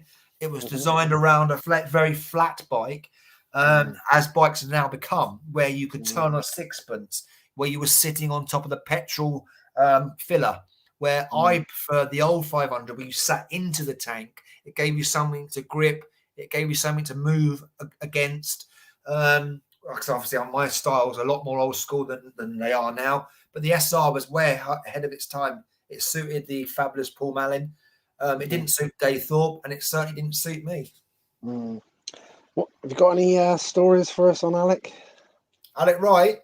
Yeah. Look, he just told me once that he said, "I really like you," which is something quite special. While he was smoking one of his 75, 80 fags a day. But you know what? I tell you what, he was the Simon Cowell of the motocross industry. Everyone from every country, anyone when he was there, he had something extremely powerful and extremely special about him. Honestly, if you're into motocross and you were then, it's Alex Wright. But you know what? He was so kind and so nice, and actually, he didn't take bullshit. He liked my dad. He gave us the opportunity. He gave us a chance. He should have been, and he had advisors saying be more corporate, but he wasn't. He was very kind, very honest. He liked us, and he was ever so powerful, mate. Yeah, and God, I was in awe of him. And he was just a guy. Basically, look back in the day, smoked 3 packets of fags a day, and run a motocross team. But to me, he was the bee's knees. Nice. Mr. Ken Winstanley's come on, and he said Jason was an all-action rider, giving it 110%, fair play, a pleasure to watch. Oh, that's really nice coming from someone like Ken. Yeah. Obviously, Ken with his son Matt. Matt was a great rider, wasn't he? Very skillful. A small stature, ever so strong, very skillful, especially on jumps, that sort of thing. And nice. It's nice to have friends from up and down the whole country. They're right up, sort of up on the West Coast, aren't they? Up there. Nice, mate. Really nice. That's a lovely statement, and it gives me goosebumps to hear it, that people are still remembering of the small part I played in the motocross world. And thank you, Ken, for that. Appreciate it. Shame I can't see who that is, but someone put had some cracking battles with Jason in the schoolboys. Shame I can't see who that is. Bummer. Maybe they can come back on and say who that was on the comment. That'd be good. Mr. Holford has put, does Jason remember coming to the Mid-Sussex evening mini-cross meetings on a Wednesday night? I certainly do. I do. It was like a little mini supercross. Was it? Yeah, but they were like little sleeping policemen, and you were, it certainly wasn't Anaheim, but it was fun. It was sort of like started at about 6 till 10. Jason Jarvis was the hero down there back in the day, and because he was very skillful on jumps and stuff. Jason Jarvis, I don't know if you know Jason or Jason Jarvis. Yeah, I watched him in the experts. I was in the hundreds. Went down there, and me and him started mixing up together, and it gave something to the people watching, and we had some good times. And Joby and his family, my dad had a lot of respect for him and his family, and I picked up on that. So nice people, and some good times down there. Nice. Yeah, it was. I haven't forgot it, but basically that's however long ago, so it stuck with me. It was nice. He's just come back on. He's put, sorry, my comment about battles was Jamie Wells. Oh, yeah, Jamie Wells. What a rider. Yeah. Do you know that rider, Lee? I don't know. I think he gave up when it came to the hundreds, but in the 80s and into 80s, he was unstoppable. I think when I mentioned before, back in the day with Jamie, he was one of the most memorable things I know, apart from him basically winning everything, was like all of us, you didn't have a lot of money and you couldn't go and get new plastics and bits for your bike. So he used to wrap his bike in black duct tape. Oh, yeah. He had a Honda, but it was black because when you want to sell it on, you want it to look quite nice, and he always had it all wrapped in gaffer tape. Love that. Oh, love that. I had a couple of mates that used to put like carpet around the forks and all sorts of weird stuff. Not carpet, mate. No. What were they sponsored by DFS? And yeah, get the old the old drain pipe bits around it and all that. Shocking. Too much. Right. It looks like we've got loads of people on tonight. All the names from UK. Mr. Liddington's just come on as well. He put Jason Higgs, great guy and a hard rider. Oh, thank you, Steve. Very kind. Nice words. Yeah. Simon Walker put, I think it was 1996, and you were on a BMX. It was nuts. Sounds nuts. Lee, obviously we got generations difference, you and I, but I guess it was the same. Schoolboy meetings, you'd get there on a Friday evening and you'd all get your BMXs out, wouldn't you? Yeah, 100%. Yeah. Crazy. You build your jumps and then you think, hang on a minute. As you look back on it, you could have got yourself injured at any moment. Your dad's just spent a fortune on getting you there. You're out there building jumps, aren't you? On your old mongoose, That's it. Oh, love it. Oh, Mr. Jones has come back on. He's put, tell the story about Mervyn Anstey's toilet in his camper. Oh, don't start that. Oh, dear. I'll have to get David Beckham to tell you that one. No. No, stop it, Lee. I'm supposed to be taking this seriously tonight, mate. Cool, the viewers just went up then, Jace. all the girls are coming now. Yeah. No, I just wanted to say thanks so much. It's Elvis, by the way.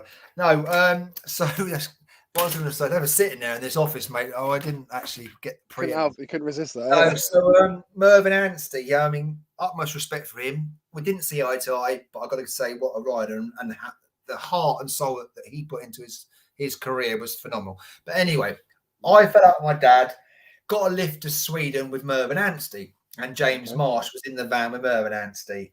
I'm trying to speed this up for you. And Mervyn Anstey's like, don't you use my toilet. He's driving the cab. You can't walk through to the back of the van. Me, Marshy, and Marshy's mechanic in the back. And he went, don't you dare use that toilet. I was like, all right, calm yourself. 2-3 hours into the journey, I'm needing a wee, aren't I? So I thought, God, let's sneak in there. Marshy's like, don't do that. I said, oh, don't worry. Sneaked in there like that. Got the door open so it didn't creak. Got in there, relieved myself, went to flush it. Suddenly, the whole thing's exploded over me, covered in shit. Everywhere, blue, the blue stuff. literally like a monster, covered in shit, sweet corn, blue stuff, and then it come out like this. It turns out he's filled up the airline, so if anyone touched it, it's going to explode on them. Oh my god! He's done some very mental things, mate. Back in the day. I bet he went. I bet he went mad, did he? Oh, he cracked up. No, because he knew I'd touched it. That was the Set up. fourth. Yeah. Oh Jesus Christ! I bet it's some I serious road trips. I threw my clothes out the window, my shirt and trousers. They were lodged out the window going through. Say that stuff was bad enough without all the other blue bits stuff. You remember? Yeah. Yeah. Only people that have camped know about that, don't they? Yeah, that's it. Oh, Miss Emma Hucklebridge has just said about the Supercross days. Oh, that's nice. Nice to hear from Emma. Yeah. Obviously, some great memories with Mark there at the Supercross. Mark was better than I was, and that's why he got the title. You know, it was. I think Supercross became, after the fabulous Warren Edwards scenario, it went dead. You know, for years, and then Channel 4 and I can't remember the series, the company that got behind it, but brought it back. Mark was the king of it, you know, and me and Warren were trying to do our thing to overtake, you know, but no, Mark got it. Fair play to him. And it was like motocross had finished that season, and then it got reignited with a 6-round Supercross series. It was fabulous. Yeah. It's nice to hear from Emma, though. Thank you. Emma's actually racing in the reunion as well. Oh, is she? Fabulous. Yeah. Good job I'm not racing then, because she'd beat me. Yeah. Charlie, boy Charlie, he's flying as well. Yeah, so he's doing well. I've kept a little eye on. Yeah, he's got some nice style about him. Yeah, he looks good. Yeah, he's doing well. Mr. Logsdale as well. I rode with Dean at Mid-Wilts in the early days. Dean Logsdale, he's over in Aussie now. Fond memories with Jason. I looked up to him when I was a kid. Only because he was shorter than me. Hi, Dean. Yeah, I know you were an Aussie. Yeah, fair play to you, mate. Yeah, cool. He used to be good teammates with Stacey Harmon back in the day. Stacey Harmon, yeah. Always a good look. Probably one of the best looking motocrossers Dean was. I remember my sister back in the day had the Hots rim, as a lot of girls did. Yeah, nice memories, mate. I hope he's doing all right over in Australia, and obviously got a nice life for himself. Fair play to him. Cool. Yeah. I spoke to him the other day. Yeah, he's doing well over there. Was that Matt Spates' Supercross? Ian's just put. I remember seeing a few. I remember seeing Exeter. That was around 2000, something like that. I went to an Exeter one to watch once. Yes, it was actually. I think he was. Yeah. Was he involved in it? Yeah. I think he was. Billy's put. Tell us about your Supercross gloves. We've covered that, Billy. We've already done that, Billy. We've done the golf gloves. What was he? Obviously wasn't listening, Lee, was he? No, he weren't. No, he just switched off. He's probably gone off and done his thing, come back. Probably diving into a haggis or something. Yeah. I was going to say about this. I remember this when you guys did this. It was like the under 21. What was it called? The Coupe or something? The Coupe d'Avignon. That's it. Coupe d'Avignon. That's the only French I speak, by the way. Yeah, that's it. Sacon Bleu. Yeah, I remember that. That was you always had. Was it free riders? It was like a sort of under 21 motocross the nation sort of thing, wasn't it? I won that. Yeah. I won that, and I won the individual there. So I won all 3 races. That's a Swedish Angus DJY Dirge or something behind me. Mike Brown was there, and quite a few others actually. Yeah, I think when someone was going through lineups of it, and there was literally everyone. There was so many names. Leon Gisbers, I think. Leon Gisbers, yeah.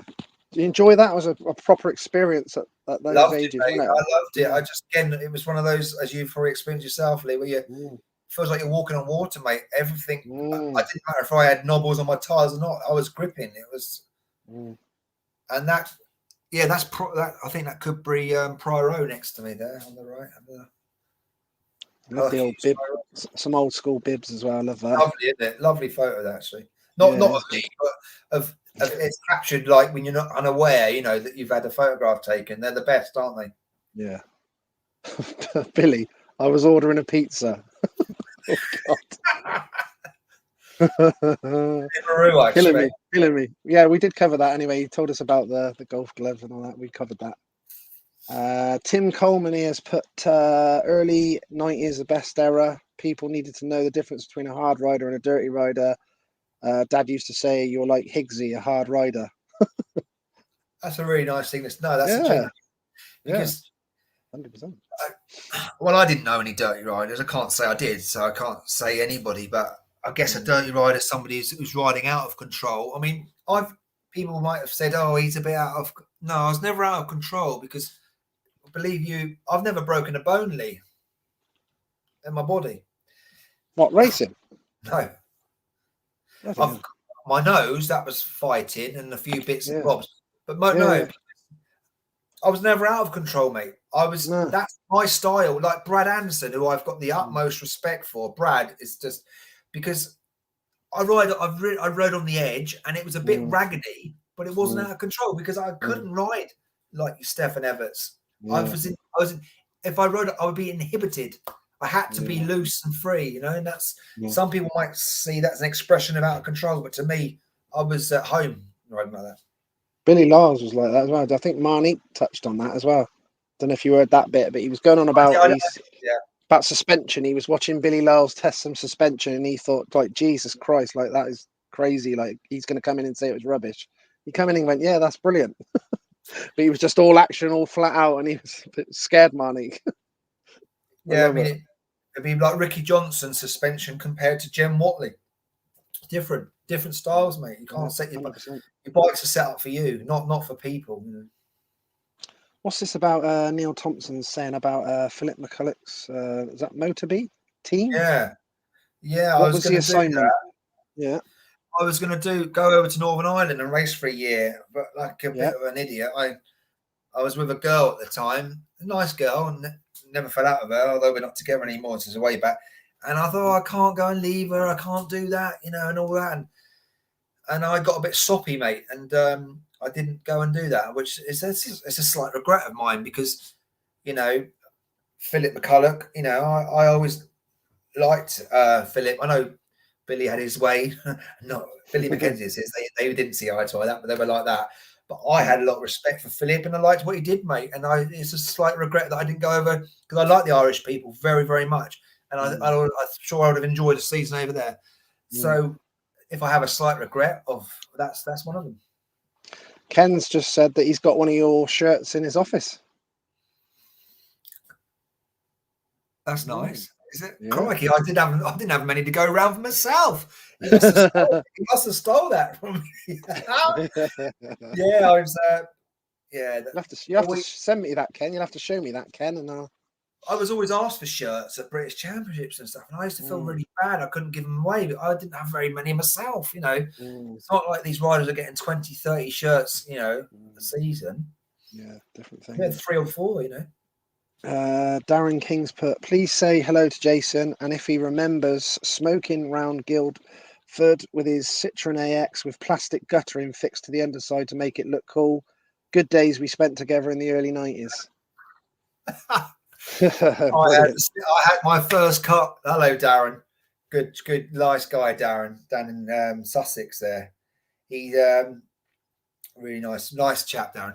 I had what was it, a bloody Citroen. It wasn't even an AX, mate. It was called a Citroen Visa. It was ugly, real ugly. It was between the Citroen Pram and an AX. Those Citroen, whatever. And it had a rev counter, and I was excited about that. And I wanted a body kit, mate, so I made some guttering, literally plastic black guttering.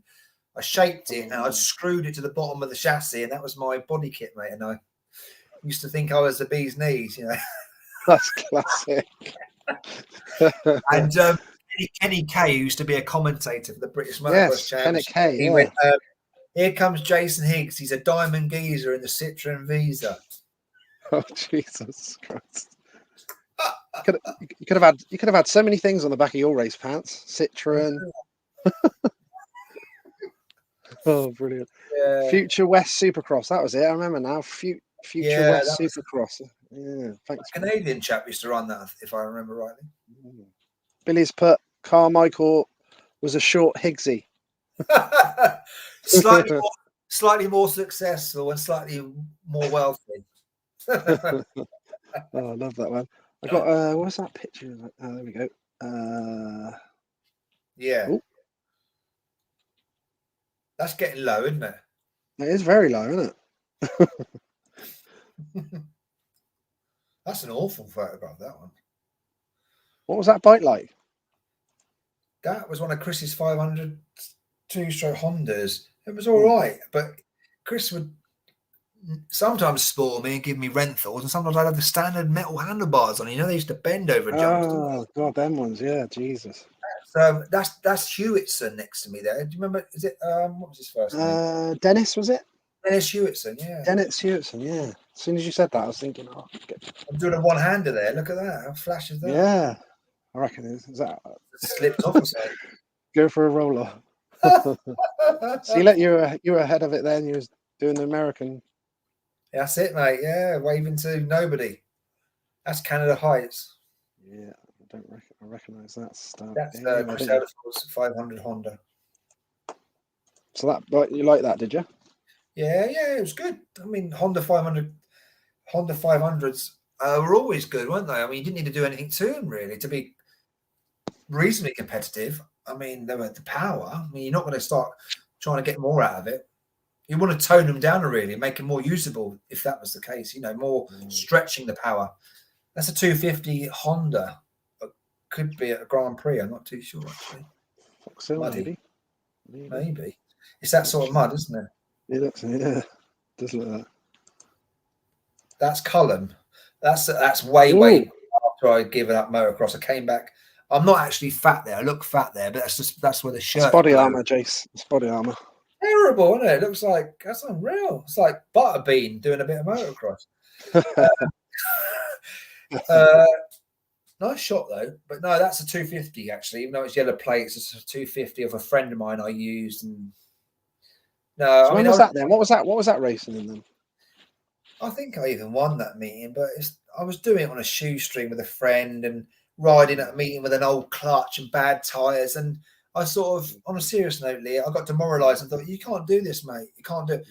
I'd say to somebody now, if you haven't got the money to do it fully, just do it once a month with the good stuff. Don't do it every week with the bad stuff because you're going to start beating your morale up. Yeah, and your morale just dies, mate. You know, you can't do it on a complete shoestring. You can't do it.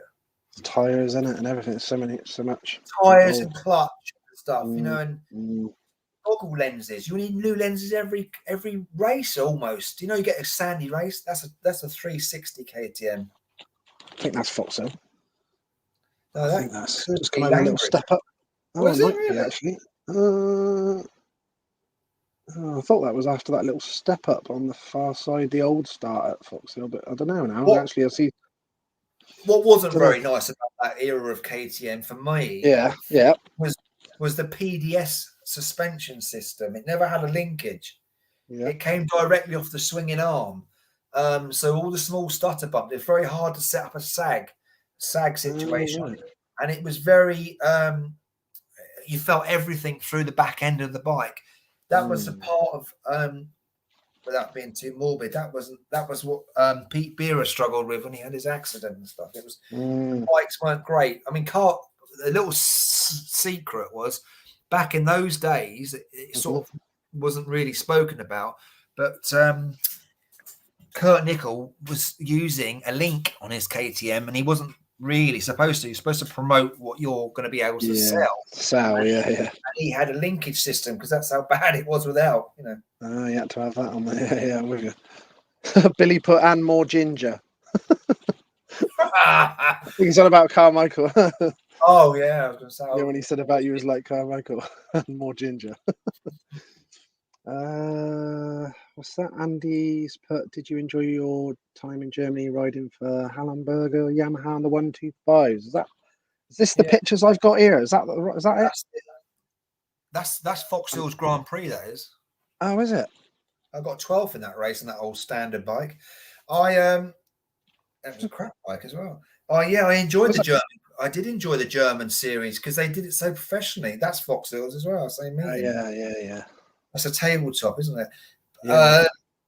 Everyone had those campers back in there. They were made by sitting on top. Them sitting at the top there. Yeah. The German series was really well, very professionally run, and qualifying the day before. Right, it was like mini Grand Prix. Really, it was a lot of travelling though. Germany is a huge people underestimate how big Germany is, and it's a huge country to travel. But I did enjoy it. I enjoyed all my motocross days, but I did enjoy that. Yeah, I learned a lot, and if I'd have committed more to it and not worried about girlfriends back in the day, I would have done even better. Mark's put, Mr. Jones has put, should we round up the old Dixon crew and head back to Spain? Will the campsite have us? He doesn't. He doesn't really want me to tell people too much about that, does he? Because I can't. Parts of him out. I love that man. I can't tell too much about those days because it's not for this sort of viewing. But we did tear that place up. Yeah, we had some fun. Oh, classic. Oh dear. But I tell you what I will say is he really, because he's a bit of a quiet sheep at times, and suddenly he pulled his trousers down. He had these like stripper trousers where you can rip them off. Like you pull them at the front, they rip off. And he had this thong on, and it had hot rod written on the front of it, around flames around the crotch. And we were outside this cafe, and he had a couple of little sherbets, and he touched one of these scooters. There was about 30 of them in a row, what they're like in Italy. Yeah. And I said, no. He touched it, and they all went down like a sack of dominoes, mate. Oh, brilliant. He was wild. He is a wild man. Yeah. We'll have to get Jonesy's on one of these lives as well, and Mr. Billy McKenzie as well. Come on, boys, you've got to come on and do a live as well. Right, another legend as well, Mr. Holmes is on. Yo, Lee, hi, Higgsy, old pal. Hi, Stephen. Well, he was the top dog, wasn't he? That's about all we can really say about Stephen. Top dog. I mean, I think I explained once before, Lee, he rode a 1252 stroke like Dave Thorpe rode a 500cc Honda. I mean, his body was upright. He would cut the corners. He would roll the power on. He'd be in the correct gear. He was doing things that we weren't doing. That's why he was getting the results. He was the best, bastard, really. I mean, he was the best, and he was tough, and he was Welsh, and he was strong, and he was the best, mate. Billy said he'll come on if all three of us are on together. I think me and Jonesy took him away from us. We were bad for Billy McKenzie. No, we we weren't good. No. Richard has put, great to see you, Jason. Good times racing in Zimbabwe in the early 90s. You put a smile on many faces over there. A legend right there. Richie Reed lives out in he lives in Africa. Let me get this right. Where does he live? I know where he lives, but it's in one of those mineral rich countries. I think of it in a minute. Tell us, Richard. Tell us. I'm sure it was Richard. I'm sure it was Richard. It sent me a picture of him out in the desert somewhere, and then looking on an iPad watching one of my interviews, and sent me a picture. I was like, "Holy shit!" It's only Nambia. Namibia, not Nambia. It's Namibia. Is that how you pronounce it? Yeah, Namibia. Oh, he's a wild man. Mr. E out. Mr. E out. I out. Sorry, not the E out. That man got me drinking my first bit of alcohol in my life in Zimbabwe when I was just 16. He got me on red wine, but not only red wine, we'd eaten crocodile tail in this restaurant, and I was so sick. And he went, "That's what drinking's all about." And he told me. He beasted me, mate. Yeah, we had 7 weeks out in Zimbabwe, me, him, and a couple of other riders, and it was a learning experience. And he was like a dad, back in the day to me, and he was a good rider as well, Richie. But that memories with him will never leave me. It's fabulous. Holmes has just put, looking forward to seeing you, Higgsy, at the reunion. Oh, I don't know if I could keep up with the beers with Stephen. I will 2 or 3 beers, mate, and I'm falling over. But I'll definitely same with me, Jace. Same with me. So that's all good. There's plenty of reminiscing that goes on anyway. It'd be good. Hopefully, I've did speak to Mark, and I'd like to get Billy Mack there as well if he's not busy ordering pizzas. What's going on here then, Jace? I remember we were talking about this. That's not Hale and Pace, by the way. Oh, isn't it? Oh, I'll take that down then. That's actually me. That's them, God. though, isn't it? Is that them? Yeah, look at that arse. That's me in Close Benidorm, up. mate. Close up. What was going on there then? So I'm a happily married man. I want to just add that. okay, yeah. That's me in Benidorm. Series 10, I think it's episode 6 or something. Yeah, I was living in Spain, and we got this. We went to do this audition. My wife and I, and so forth, and the kids, and that, and they suddenly realised they wanted someone to play that part, and we had to become on. We walked on as like a tax man, and the chap behind the bar, Mateo, thought we were like part of the tax bureau, if you like, and suddenly we turned around and revealed that we're out on a stag do, you know, and it was fun. €300. Not happy yeah, days. a week's worth of filming down with the crew of that tacky program Benidorm, but it was good. I met Boise, because Boise was in it then back in the day before he passed away, obviously. And it's something to put in the portfolio, isn't it, mate? What riders did you look up to when you were young? Was there riders that you looked up to, like as in pro rise? Was there any schoolboy riders that were older when you were younger than schoolboys you looked up to, and then who, like the pro riders, did you look up to? When I was growing up, I guess the name I would hear a lot would be, and I'd go and watch their battles, would be Mark Bennett and Ian Betterson. Those names, is it Ian Barber, I think was the name, and Jason Burrows, obviously Paul Malin, Jamie Dobb, fabulous rider, Jamie Dobb. Another rider I didn't really like off of the track, not my cup of tea, but great rider. Can't take that away from him. Absolutely professional from day one. Extremely stylish. Great to watch Jamie Dobb because you can see his body language. He was a rider that used a lot of body language, where Paul Malin was fluid, smooth. He didn't really know what he was doing. A bit like Everts, not quite as extreme. But Jamie Dobb, he'd really overemphasize everything with his legs and his arms, and he was fabulous to watch. Yeah, that's about it, really. I mean, I don't remember all that much of it. I guess a bit like you, Lee. Some of it becomes a bit of a blur, and it's done so much it sort of rolls and amalgamates itself into one, really, at times. But is that right? Do you forget a lot? Have you forgot a lot of stuff? I'm actually got not a bad memory. Actually, that's about the only thing I ain't lost. Right. Lost all the body, as you know. Oh, look, these boys are on some tails, aren't they? Billy's put any tales you remember from the 20 to 30s holiday. Mark said you loved that trip, eh? And Mikey Whitewit's been on as well. He's put you love that trip as well. Well, dear. I can't really say too much, but there was one time I'll tell you one thing. I was on a balcony, right, and we went to Tenerife, me, Billy, and all that lot. And I said, and Jason Dugan, and I had one of those laser pointers, Oh yeah, I thought, I tell you what, this is a way to pull birds. This, and there was these birds, ladies, I should say, I'll get done with this one, on these verandas, like 100 meters away. But I tell you what, I thought I can't talk to them, but I'll give them a bit of laser. So I was lasering them like this, sort of come on. I was writing like this, come to my room and all this.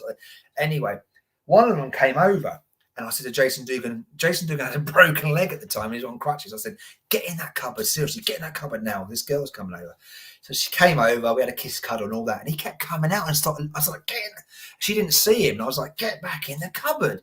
Eventually, I thought, oh, sod this. Come on then.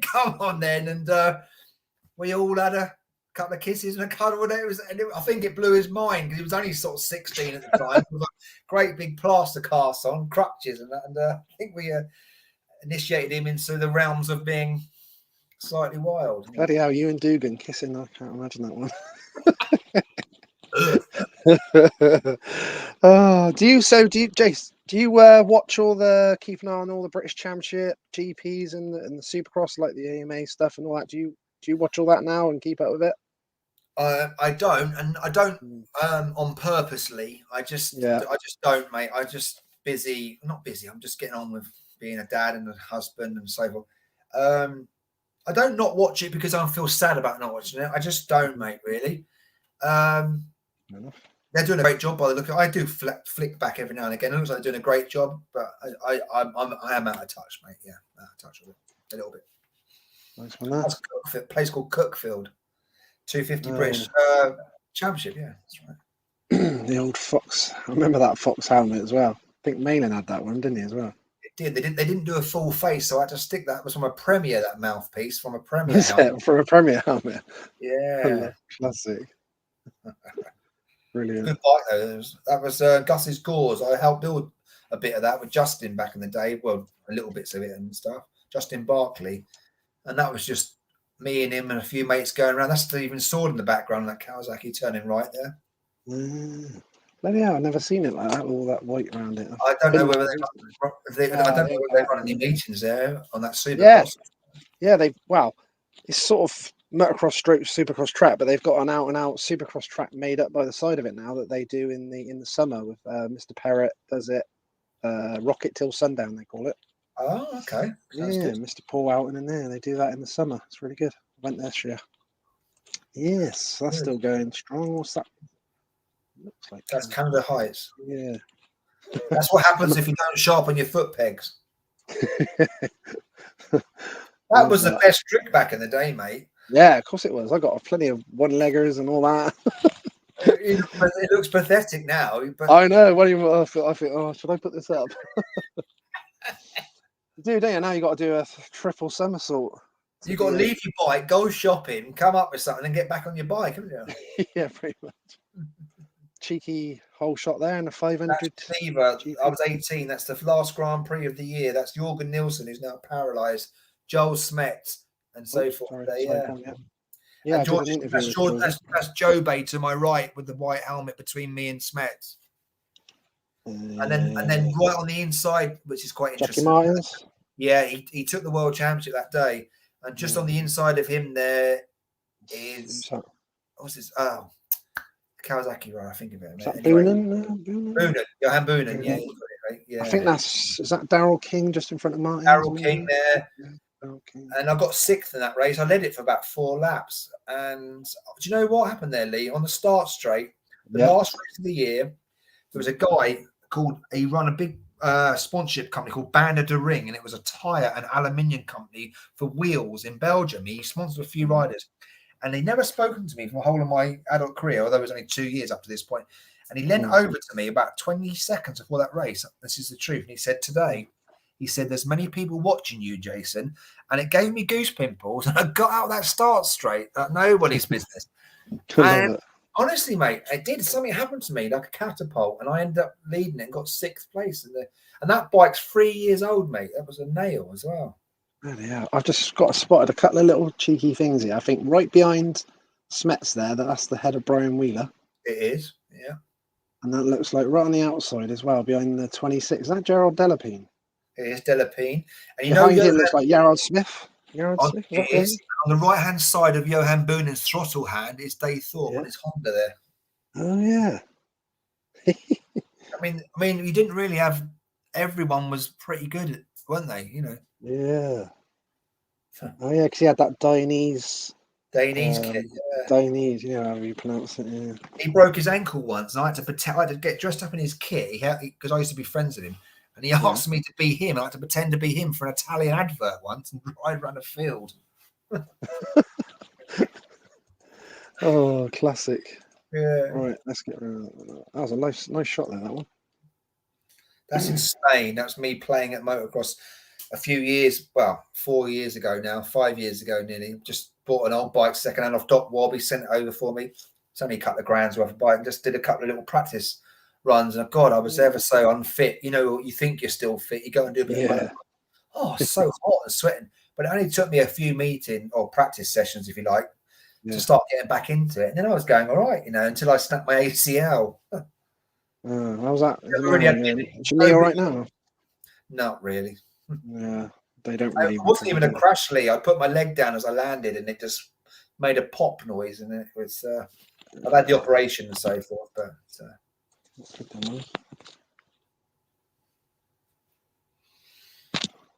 What was that on there then? That's when I started to do this logbook for the motocross bikes, to yes. register the bikes. Yeah. So what? How comes that all come about then? Well, it picked up okay, and then I sort Mm, of slowed down a little bit, got a bit mm, sidetracked. But people weren't. I don't know if they weren't coming forward. I don't think they took it seriously enough that if you do get your bike stolen, it's very difficult to prove to the police that you own it because there's no paper trail, especially with an older bike.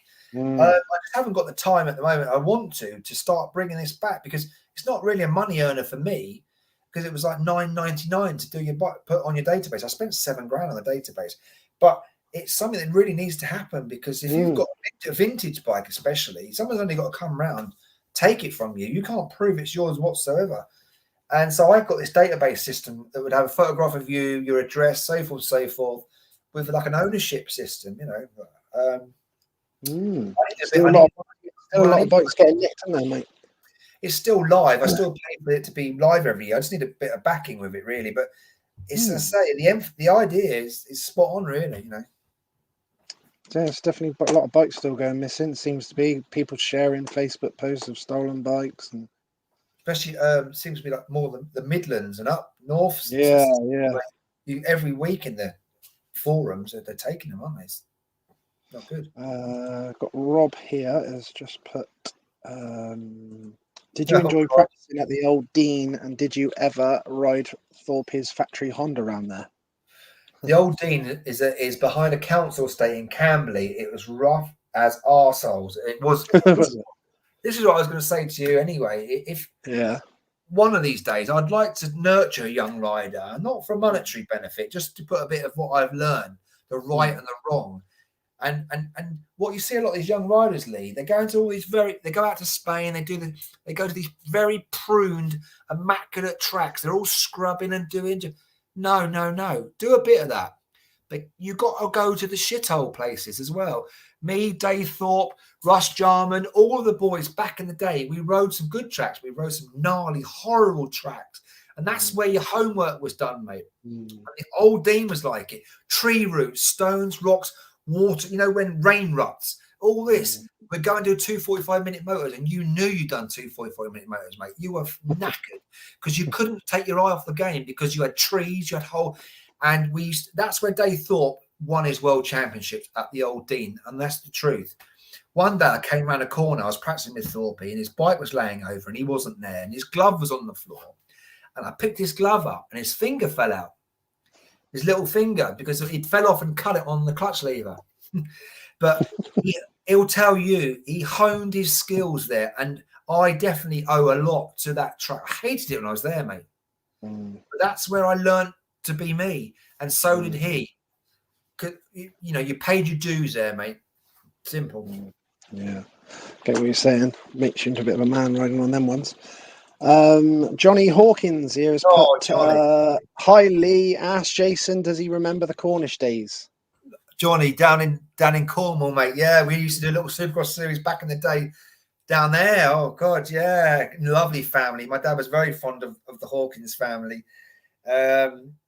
Oh yeah, love it, Dan. What a beautiful part of the world, anyway, isn't it? Yeah. Oh, gorgeous people down there, mate.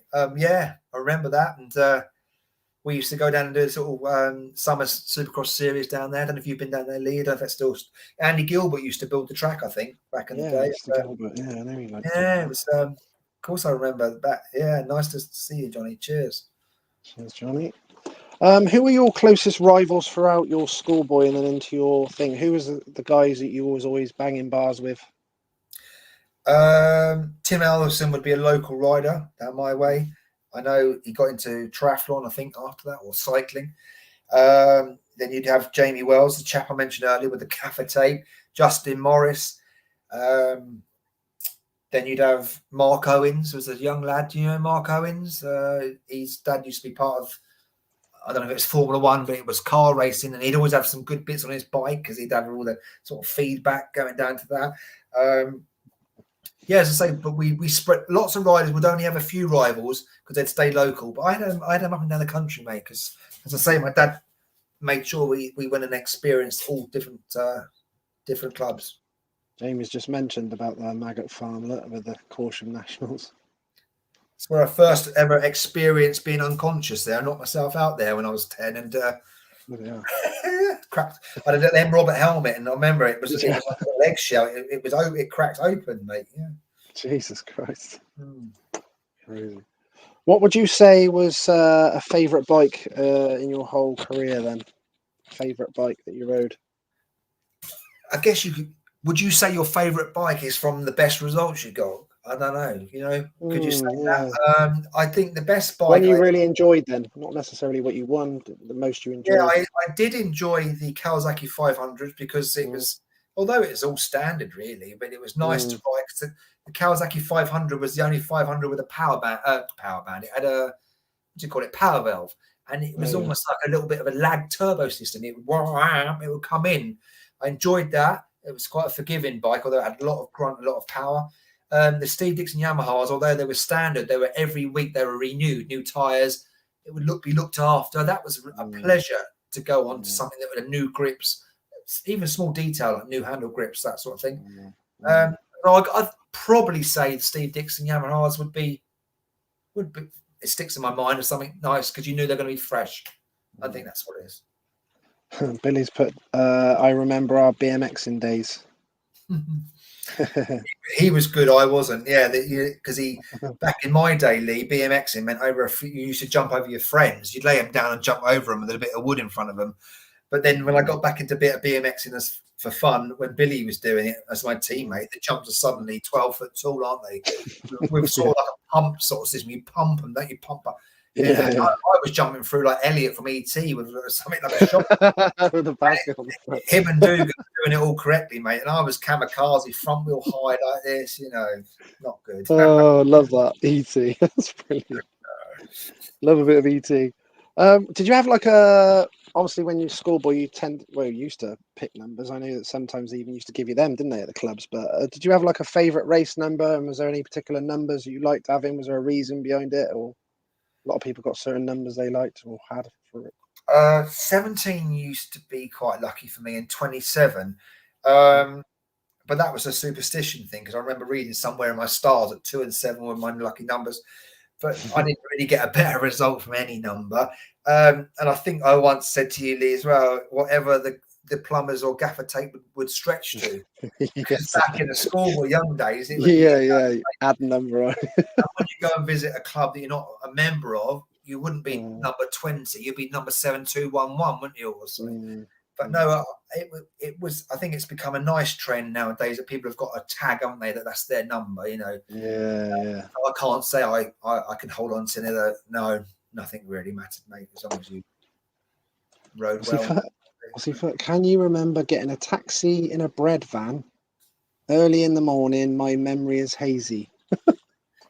Yeah, we went out to Guildford and we chatted to a few ladies, and he brought his video camera like a lunatic, And anyway, it all got a bit hazy and so forth. And I think I had a suit on one of these days. I don't know why. God, just trying to impress these girls. And I got outside this club, and this guy come up to me and he went, "Oh, you suity boy." I was like, "What?" I don't even know this. And he sort of came to me, and I've just popped him one, and he fell over. And his mate came running towards me, and I popped him, and he fell over. Seriously, it's like a movie. And these two guys laying on the floor in front of me. I was like, oh. And we run off and that. And Billy's talking about getting in this. We got a lift from this guy with a bakery van, and we got in this van, and getaway van. We got in the back of his van and started eating all his bread and cakes. It was just like 2 in the morning, Jesus Christ. Did you know he had a couple of stars in his van? I bet he didn't, did he? It's only really funny if you're in the moment, aren't you? But it was, I guess Billy still finds it funny, which is cool. Did you have any favourite racing gear? Obviously, you've had some old school stuff and got into when I first started, Lee, which is a long way before you, we used to have leather trousers. Yeah. And they used to have a little zip in the knees, in the patella, where you'd put the little caps in, for the protection. So they weren't my favourites. But my favourites were, again, I keep harping back to the Steve Dixon days because it was the only time I really got something that was sort of uber professional, if you like. And then Ashley came on board, so we got Fox kit. And the Fox kit in those days, the badges were stitched on; they were thick. That was part of the armour as well, the actual logo. Proper, And I yeah. felt $1 million, mate, wearing Fox, you know, Mm. with my name on and the sponsors, and just made me. And it actually does make you go better because you feel good, you know. Feel good is a huge part of what you do, you know, as a result booster. Very nice. I actually did use some leather bottoms once when I first started in Oh, did '89. you? Yeah, I was 12. In And I '89? used some. Yeah, that's when I started. 12 years old. Yeah. I went to a Mervyn Anstey training school with leather bottoms on. I think they were for dancing, Lee, not motocross. I know. Yeah. I managed to upgrade to wolf soon, later. Oh, you were Flash. Oh yeah. Did you have any? You must have had some superstitions, surely. Yeah, I used to click my heels 3 times. I used to do. Did you? Yeah, I still do things. I've got a little bit of OCD. It's not good. Yeah, and me. Do you do the counting thing? And I have to be even and doing that 2, 4. I do the Mr. Magpie bloody thing. I still do. I've done it Yes, today. waving Oh, and saluting on, mate, it's saluting on. Is sad. it one? Isn't it one? Bad Well, luck. me and you know we're not well, are we, Lee? I did it today, mate. Driving. I do the clicking the heels. I can't walk on cracks sometimes. Oh yes, and that's in The the motocross days, I used to. wow. I used to do. I used to just say, and on a serious note, I just used to say my little prayer that please keep us all safe. I never asked for help for a result because that was my job. I didn't want any outside assistance for that. It was my job, but just to keep us all safe was all I asked for, really. Yeah, I see what you're saying. Have you rode lately? When was the last time you rode a motocross bike? No, mate, I've got electric bikes, and I got a little track here in my garden. I've got a little farm now, and I rode a few weeks back, and I went off a really small jump, and I got a huge electric shock down my arm, and almost let go of the handlebars like this. I was thinking, fuck. And I was thinking, you know, it's actually sad, mate, because it's like if I didn't have this, I could ride till I was 70, couldn't I? But it's almost it's something, and someone said no more. And it's taken it away from me, mate. And it's emotionally quite deeply scarring, but it is what it is. But no, I don't ride now. So what happened with your neck thing that you was telling me about? 'Cause you had that. Well, I remember about I had my op last year, and you said about yours, didn't you? yeah, well, 10 years ago, I had the op in the back of my neck where they cut me open and they cleaned out some of the vertebrae because I was getting all these electric shocks down my arms. And then a year ago, I had another operation, which is really quite severe. They cut me at the front at St. George's in London, and they took the vertebrae away and they put a cadaver bone in, which is obviously from somebody else, and a little bit of metal scaffolding, and they fused it. They fused like 3 vertebrae now, 6, 7, and whatever. So it doesn't really eliminate my movement too much, but I'm getting my forefinger and my thumb it's lost its feeling really. And if I if I jolt, I get like you touch an electric fence, you know, that sort of electric shocking feel. Yeah, start off on backs and things. anyone. Oh dear, I know. When did you actually finish competitive racing then? What was the year? Really, if you look at it, really, I would say I sort of finished being majorly competitive when I was 27, 28, really. You know, you go on too long without the help, and so you're on a hide into nothing then. Once the help stops, you're already on a hide into nothing, and then you got your age, you got no money behind you, that sort of thing. But I'm 48 in June. 48 in June. I'm 45 next month. Oh, Well, really? it's pretty much this month, is it? 12th of February. So it's, what, 12 days, is it? February tomorrow. So yeah. Yes. 45, mate. Trying to catch you up. Is there any other sports that you like watching on TV or like even doing that you've done? Or any other I'm not a great sport watcher. I'm not really a TV. No. I don't watch TV, mate. I haven't watched terrestrial TV really for years. I might watch a little bit of Four in the Bed with the Wife, that sort of thing, you know, or something civilized once in a blue moon. But I can't. I've got ever so agitated over the last few years. I can't really do it. I can't do the celebrity thing. I can't buy into it. And I've got to go in the garage. I've got to tinker there. I've got to go down to do the chickens. I've got to do that. I can't be watching TV, mate. I say I'm ever so sadly nostalgic. I watched Dad's Army, but the favourite program I watched is Alvita St. Pet, And I watch box sets of things like that, and Yeah. I just try. It's sad, really, but I sort of live a little bit in the past, really. You know? Yeah. I do that on YouTube.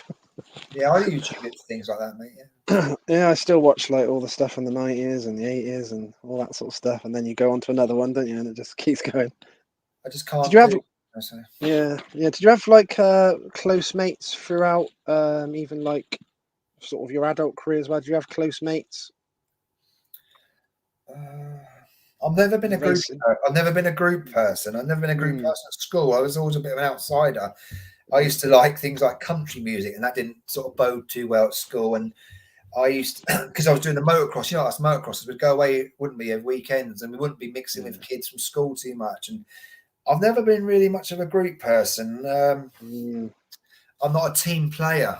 You know, I'm not saying I wouldn't be a good team player where I wouldn't pull for the team and want to do well. But then I'd be ever so frustrated if one of the other team members wasn't pulling his weight. And I know what I would do. I'd speak my mind, and then they'd all hate me and fall out of me. So I'm a bit of an individual, really. So not really. I can't really say I had many friends, especially in the motocross world growing up. I didn't have enemies, but I didn't really have friends. I didn't go there for friendship, really. Like Marnique said the other day, you know. So. Yeah, you were there to race. What do you miss most about the racing days? I missed expectation of when people, not just your family members, but people outsiders had a bit of expectation of you, and it made you feel sort of not being morbid or sad, or it made you feel a bit wanted because people on the outside were watching you and waiting to see what you would do that weekend and so forth. And then the competitiveness of things. And I was never very good at going practicing on the bikes.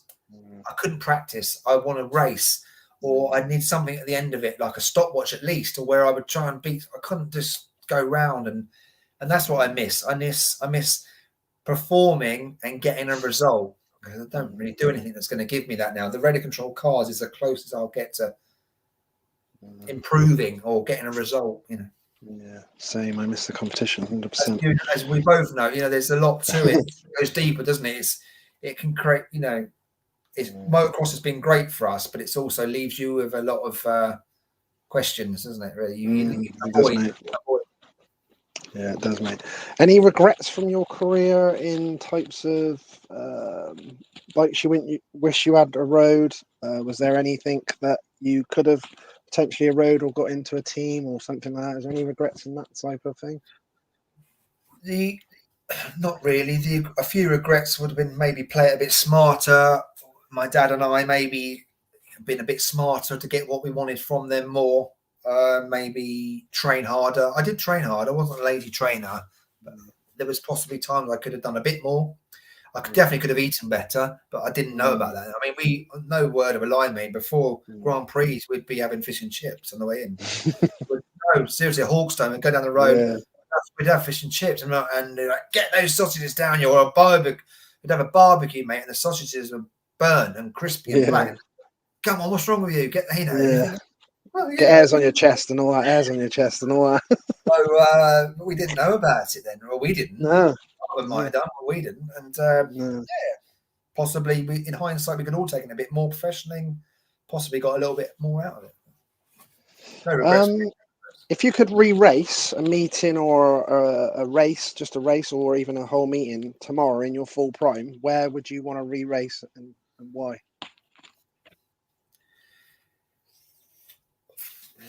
Well, I guess it would be maybe it would have to be in Britain, wouldn't it, in front of your own sort of supporters. And I guess somewhere like Fox Hills or somewhere like Hawkstone, one of those memorable tracks that's got the history to it, you know. I really don't think too deeply about what I could have done, and I really don't, mate. I don't have any regrets, and I have low moments because I'm getting older. My body's reminding me that that's quite a sad thing. Putting my shoes, seriously, doing shoelaces up is a hard thing, and that's something you think. My God, one time I was jumping through the air, you know, and I got a job to, you know. I put my back out in bed. That's not doing anything. You're wild, man. Yeah, not in that way. I just put it out, just lying there, you know. It's pathetic. I've put my back out for the washing up, mate. that funny Oh, good. That makes me feel a bit better, Jason. It's just the way it is. Do you enjoy like the mechanical sides of it? Do you get involved in that side? Could you have done your own bikes? Did you do your own bikes? Are you into all that side of it things, or did you just like the I did. racing? I washed my own bikes. I stripped them down. My dad would do all the other stuff. Yeah. My dad and I, we weren't. Yeah, we did everything that we needed to do. We weren't mechanically minded when it comes to anything like tuning and stuff. We'd put pistons in. I'd put gudgeon pins in and clips and pistons. It was easy, two-stroke, wasn't it? I mean, it was very, very easy. I'm quite mechanically minded. I've always been quite good at is thinking, I reckon I could do this, and I slowly, methodically take things apart and put them together. But I'm not something like a tuner. I'm not saying I'm a mechanic, but yeah, I've been hands-on. I would, we'd have to be. We didn't have anyone else to do it, mate. So it was me, my dad, my stepdad John was with us for the whole time. It was a family thing, really, mate. You know, it was, I mean, I didn't do suspension. I wouldn't know where to start with. I think it took about 8 years for my dad realised what the air filter was. I thought he thought it was some sort of, no, seriously, as a schoolboy. Yeah. No, they didn't change things like that, mate. You know. There they are. I was saying That's what makes it so amazing. What all the stuff you did, like you said, when you didn't have any of these things. And I was saying to someone recently with a helmet. I remember into 80s, into hundreds for 3 years. I had the same open face helmet. And we changed bikes, and my dad sprayed it from Suzuki to Kawasaki. And this helmet was getting bigger because it had so much paint on it. You know, like it would be painted yellow, then it would be painted green, then it would be blue and white. The old Joff the mouthpiece. Yeah, your own proper spray jobs. Yeah, Andy says, "I'm your mate." When you were saying about the mates thing, Billy's trying to get you to race. He would. He'd race with all sorts of injuries. He's mad. He would. He wouldn't listen to his body. Well, I have to listen. Your to body my body. your body will repair when you start riding and stretching. Oh. I can confirm it didn't, Billy, the other week when I had a go. He's obviously a surgeon now. Yeah. Can he come and work on mine? Another rider I liked, Mr. Mark Hook. Yes, Anaheim Supercross, 1993, I think. Was there watching way back when and saw this beast send the triple in front of McGrath in practice. Never backed out of anything. Genuine and so committed. Oh, Yes, hi, okay, Mark. love Yeah, that. Love that. Love yeah. that. Thank you, Mark. That was the part of the meeting. My dad was in the stadium, as I say, he didn't watch the main race, and he was screaming at me, "Do this triple, do this triple, do this triple." And I was thinking, "Fuck me, it's that 75 foot this thing," and I just did it. And I was like, "Oh!" I didn't even get a downslope landing. I just landed, just jumped the thing. You know, it was like jumping like Jason Rennie jumping the buses, mate. I just had to go for it. But yeah, that's one thing I'd give myself a pat on the back. It would be I took the chance. I took chances. You know, I went for it. You know. Fully went for it. I love that. Yeah, I put Mark and Chris Williams I liked as well, and I had both of those guys on the program for the first reunion. Oh, nice. It was nice that I had Mark with his dad doing pitboarding to him with his picture on the front. His dad Roger, so that was pretty cool to do. Lovely. That was nice for the memory. Any riders that you didn't like racing at all? I was a bit nervous of Chris McMillan, as I said, because he was tough and he'd give you the shoulder, and he had that little bit of advantage over me at times, and I know I had that advantage over other riders.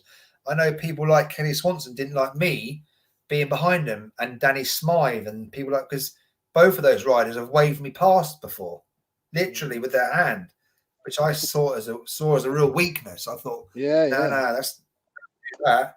The game's done, isn't it? You know. And I never waved Chris McMillan past, but I knew he was behind me, and he had that little bit over me. I knew I could hear him, feel him, you know, almost smell him. So that would be Jamie Dobb was another rider. If he was behind you, you know, because he would be moving around a lot. The bike would be all over the place. From like, you know, you could just see it. And riders that wanted to show, if they're behind you, they're not necessarily passing you, but they're showing you that they're there regularly. They make you a bit nervous. They force you into a mistake, you know? What's the best atmosphere that you've ever felt while you were racing?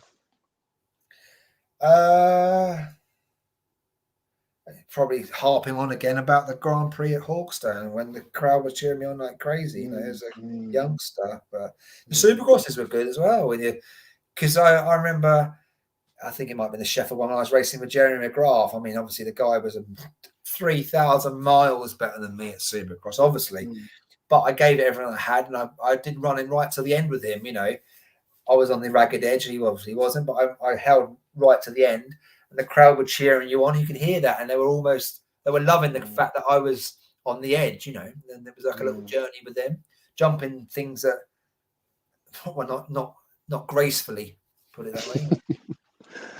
That's a very cool memory, though. It's got to be. Remember, Jeremy McGrath was definitely one of the ones looked up to as a kid growing up.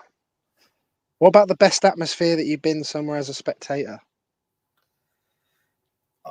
The Matterley Basin was a very good one for the Des Nations, where, and I preempt this. I said to the people I was standing with, "Watch this. This is going to happen." I said, when Everts passed James Stewart standing up on the pegs, and he went around the outside of him. That was a motocross memory that will give me goose pimples. I never saw Joe Bay jump the bomber. I wasn't at that race meeting. I do remember when Thorpe passed Malherbe under the bridge at Farley back in the day. That when I was a young kid in '86, I think. That was a motocross memory. But no, I think the Everts, it was only a very basic thing. It wasn't jumping over someone's head. It wasn't exotic. But what he did, he really basically took the piss out of James Stewart by standing on the pegs, looking at him, standing up, going past him. So that's why he's at Stephen Everts. Yeah, that was very cool. I was actually there. Yeah, I remember it. It was amazing. I hadn't actually been back there till last year. Right. But I loved it. It was Holmes has just come on. He's put, "You were a nightmare. Had to pass you quick if behind. Pissed myself laughing. Bent my exhaust up, and cartwheeled past me. Nuts." Love it. Oh dear. So you pretty much, like you said, that was similar to me. I didn't break any bones at motocross really, other than my fingers on posts and a few things. But so you didn't have any like major breaks during your racing time? No, when I was with Steve Dixon, I had a couple of collarbone incidents. I've had an operation in the end. Yeah. I sided at one of the tracks down on the Welsh border. I can't remember what you call that place now. But it was that sort of thing, really. I had some big crashes, don't get me wrong, but it seemed that some riders would break bones on a regular basis. I would just have the biggest, horrible crashes and go back and pick the bike up, I'll ask you a couple more questions before we go. I love that. Billy, what's your karaoke song? Funky Cool Medina, my karaoke song. Yes. That's in. What's yours, Billy? Oh, he's got it ready to go. Thought he was going to get one live then. Who are the best 3 riders you've ever raced against, and why? Mustang Sally. Best 3 riders. Mustang Sally is a good one, yeah. Best 3 riders. Sang it well. The thing is, I don't want to state the obvious, so maybe I just think. Right, all right. First of all, we'll go for the 3 best British riders you've ever raced against. Would you say, in your opinion? Paul Mallin is definitely there, isn't he?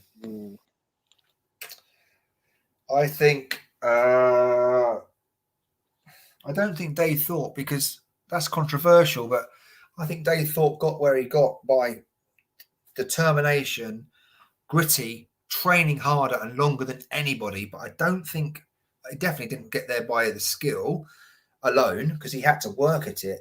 I think Jem Watley was a rider that was super specially talented. Obviously, before my time, he was coming to the end of his career, but he had oodles of amount of talent, and I know he had so much more than he actually gave. And in the world side of things, I thought Yves Demario was a fabulous rider, but again, a little bit lazy off of the bike, could have given more. Joel Smets, again, they're all different, aren't they, Lee? Joel Smets got where he got by determination, training and riding with injuries, believed in himself. A lovely man, Joel Smets, and such just full of heart. And some riders got close or even got to the title with God-given skills. You know, some didn't have the God-given skills and they worked at it. So really, it's horses. I'd have to take my hat off hugely to someone like Kurt Nichol that went to the 250s and no one gave him any chance. And then he got that HRC 250 Honda to where it is, you know, where it was. He developed that and he worked hard. He has self-belief. He didn't listen to the doubters. Someone like Kurt Nichol, I know he didn't win the world title, but he pushed and got so high, you know. I don't know if I can answer that, mate, because they're all different, really. They're all different. And there's been some amazing riders, isn't there? Fabulous riders, really. That one still bugs me with Kurt, that one where he hit the gate at Hawkstone and then losing by 2 points or whatever it was. That one, I'd struggle with that one. Well, imagine how it must sit with him. Oh, mate. So bad. He pulled out of that race. You know, he didn't need, you know, he could have carried on. And when you get all the facts as well, like we was talking to Bavortzler about the world title with that fan picked up his bike when he didn't want him to touch his bike, and that was I couldn't believe that. Yeah, that was not cool.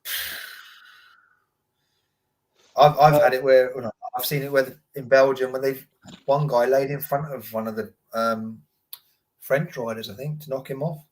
You know, a fan. Yeah, some mad stuff went on, didn't it, in the GPs back in the day? Like you said, when there was none of this, you know, 5 miles back from the track job, they were literally on the track, weren't they? I was racing at Payerne, and I came up this hill to turn right to the finish straight, and this bare-chested man rolled across the track having a fight with another man, and that was my dad. No way! Yeah, during the race, mate. They were both fighting, scrapping during the Grand Prix, you know. Oh, Jesus. And I'm trying to get my head right for the race. You're thinking, what the, you know. Anyway. It's my dad. Yeah, true. Yeah. Steve just put, now my boy Josh is riding. I think your old man is even more of a legend of motocross. The fastest, fittest dad ever. Passion was off the scale. Yeah. I don't know what schoolboy dads are like these days. Probably still a few characters, I just think, in the sport, but there was no red tape there, and I think people just had to let him get on with what he was doing. The authorities they just turned a blind eye and allowed him to just do what he had to do, mate. You know, we did get warned a few times. We went up to the ACU headquarters twice and got threatened. Yeah, we got threatened with a life ban once, but the guy that were doing the threatening, the head honchos, was so lovely, and they loved my dad really, and they're like, Roy, you just can't do this, mate, you know. Please like, don't do it anymore, please, basically. And they let us off, and it was yeah, it's all good. I was talking to I think Holmes's mum had a bit of a legendary status as well. She was wild. Jan Holmes, mate. That's it, Jan. She'd give you a right hander, mate. She would. My dad, she was a nemesis of my dad, and he had a lot of respect and love for Jan. But she was, and Stephen's dad was so quiet as well, you know. Yeah. Jan. Well, she helped him get where he was. You know, she pushed him. She wasn't. You didn't mess with Jan, no. Right, the last one I'll ask you before you go. If you could give some advice to any youngster out there that's thinking about being a pro motocross rider, what would your advice be to them? Yeah, a little serious note now. Then I would say make sure it's something you really want to do, because it takes a lot of work, a lot of commitment, a lot of money from your dad.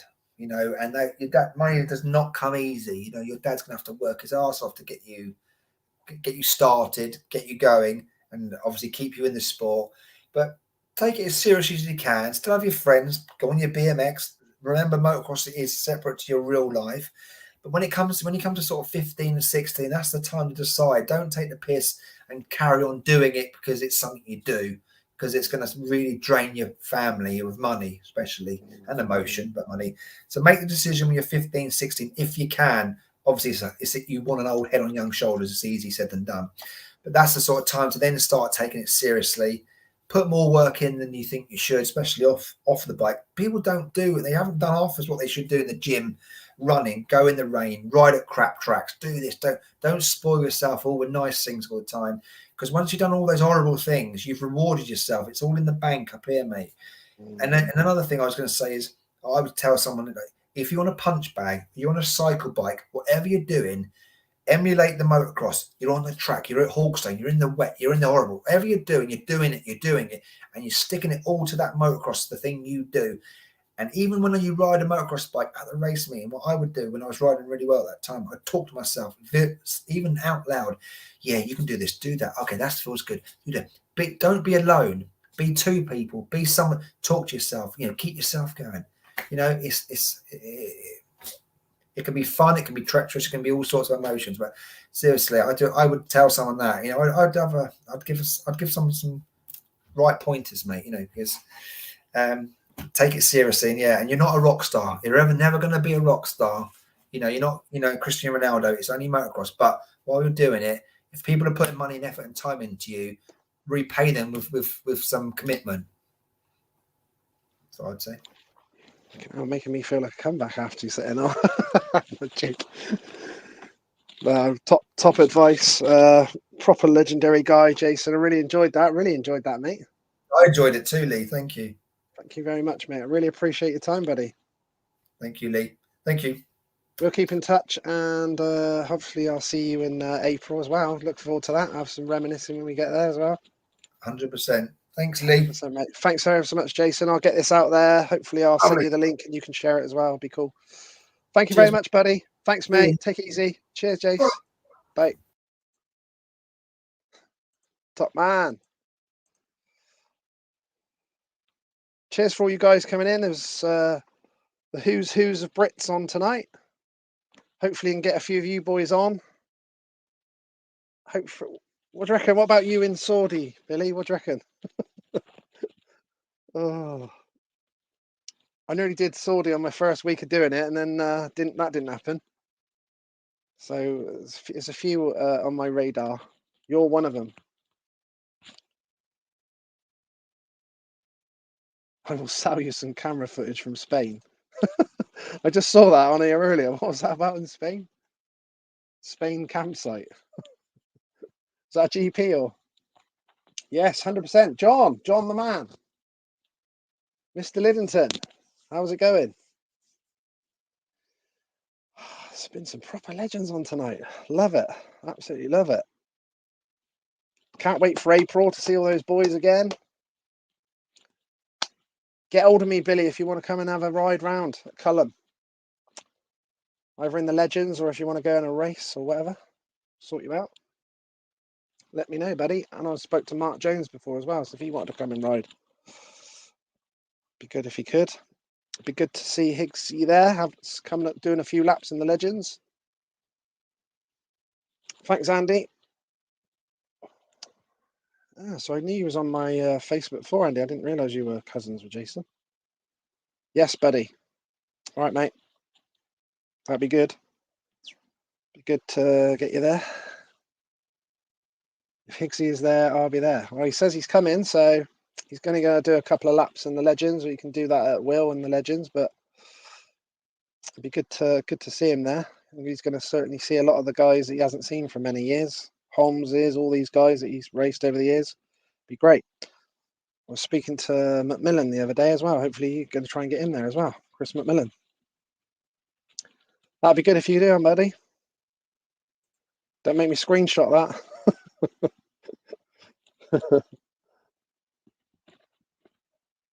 But yeah, there's a few of the boys. Because I'm glad I done got to do the hot live with Higgsy, because he did one of the original videos a couple of years ago when the guys were just answering my questions on video, and we did his and we lost it. So didn't have the means to send it over at the time. And same with Mark Jones one as well. So it'd be good to get Mark on live one so we can record it and keep it.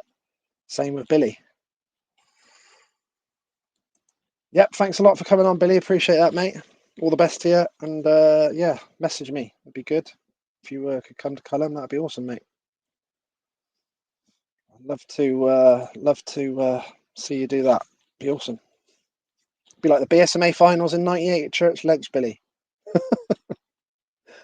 Me and the 125 experts using the 125 seniors. I've still got that tape somewhere. And I might even, I don't know if I've got it on DVD somewhere as well. Be good if I could get that back out.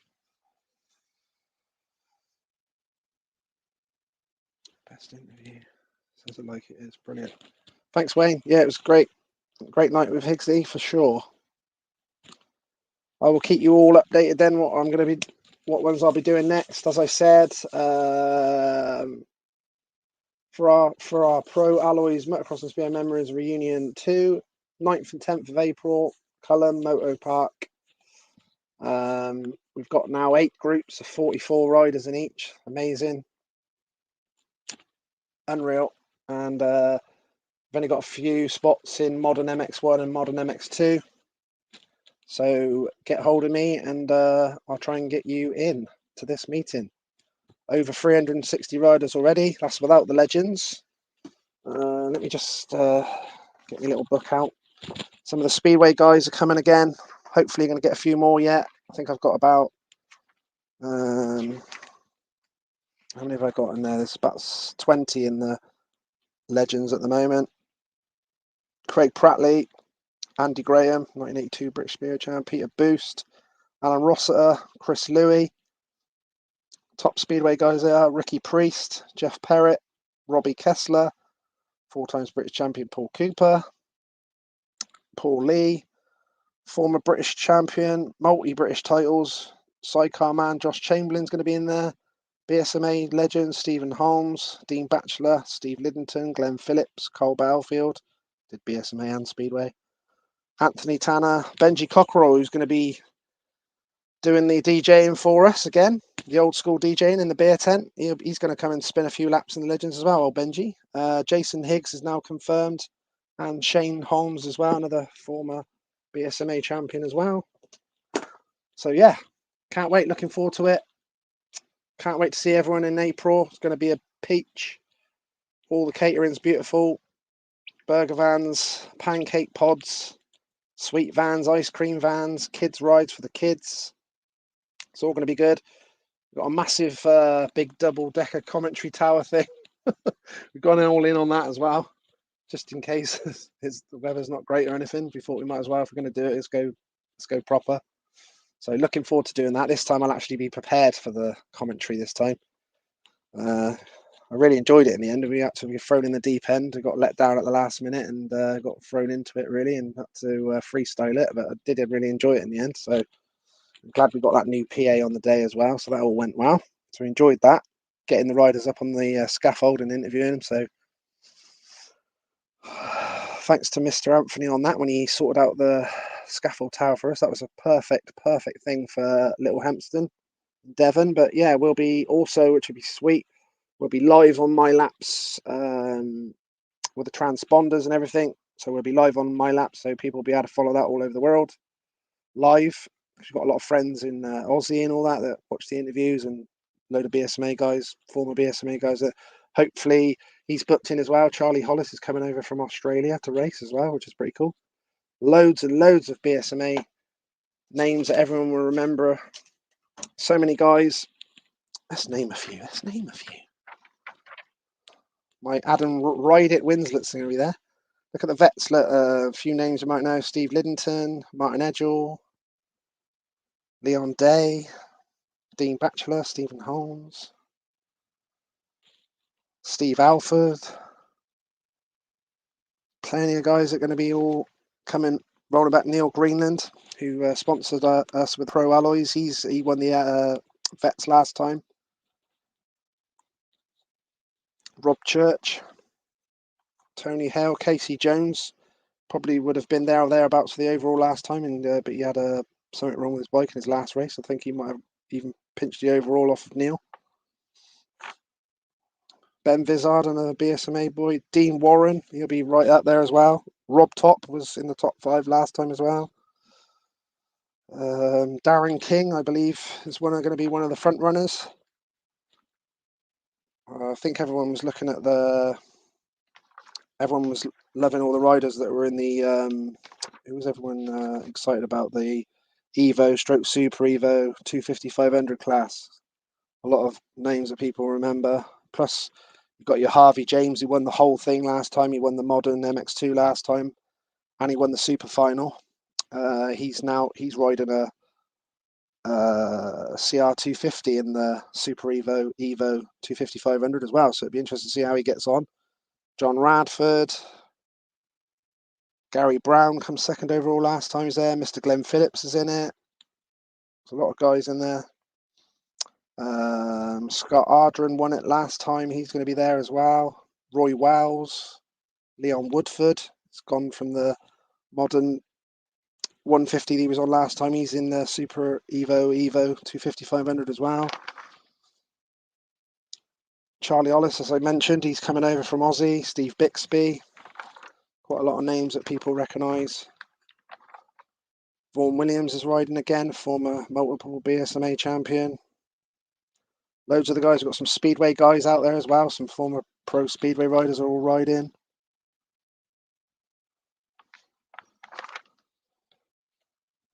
Mr. Perrett's missus, Kay Wells, is riding as well.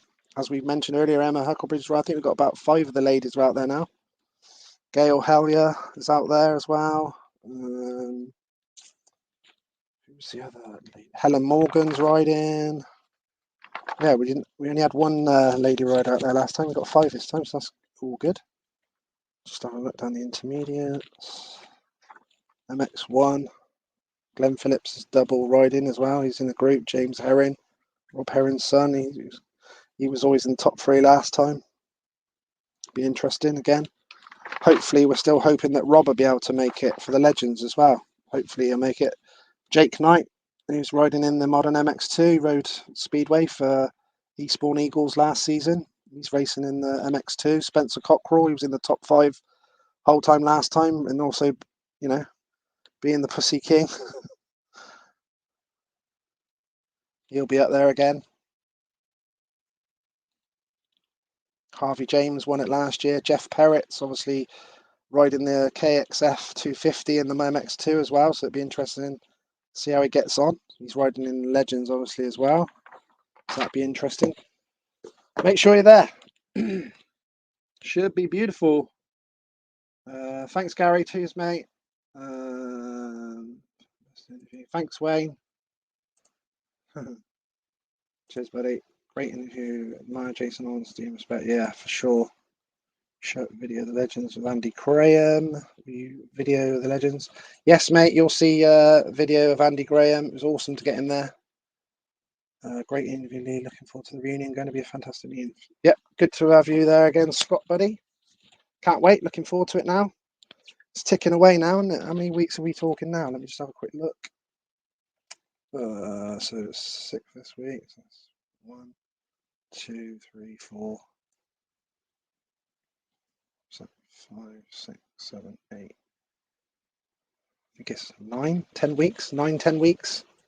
Soon going. Right, I'll catch you all up soon. Don't forget, if you want any numbers on the comp bike, the Racebek Honda replica, message me for any numbers. It's only going to be 200 max in it. Might not even do 200 in it yet. I think we got, what did I say it was? 71 numbers gone. And at the moment, if you buy 2 numbers, you can get a third number 3. I did have a guy that I contacted that already had 2 numbers and got him 3 number, and then he had another 2 numbers and another 3 numbers. So he bought 4 and he's got 6. So let me know if you want to get involved. Racebek Honda replica, 1996 1252 stroke. Absolutely eat your dinner off of it, and be a beautiful bike for someone. That's for sure. Then we'll get a live draw going on it and make someone's evening. Maybe even get to ride it in the reunion. It was great to see Dave Anthony going around in the Ricky Carmichael replica of the MX Donations that he Fox Hill that he had. It was mint. Jeff Perrett rode it in the Legends as well. There's actually a picture I'm about to post out just to advertise the meeting again. I've just put it, I think I've put it on the front, I think. Did I put it on the front? Yeah. Might be able to see it. There was Jeff Perrett riding it anyway. You see it there, with the American flag on the side of it. But yes. Be there or be square. Holmesy, look. The Pussy King will be there. Pratley will be there. Mr. Tom Moore, who won the 125 Evo last time, he'll be in there again. But this time it's 125 Evos in with the Super Evos. But 44 on the line, 4 lineups of 125s going in the first corner. Woo! Can't wait. Beautiful. See you all soon. Thanks very much for coming on. There was loads on tonight. Nearly 100 on live all night. That was beautiful. Just shows how much people enjoyed watching Jason's career. And always has great stories to tell. I don't think I put that picture up of him and Noisy together there. Look. But I will speak to you all soon. Keep you updated on what if I'm going to do a Speedway one as well, and definitely been going to get the bomber Chris Harris on in the next week or two, hopefully as well. I spoke to him.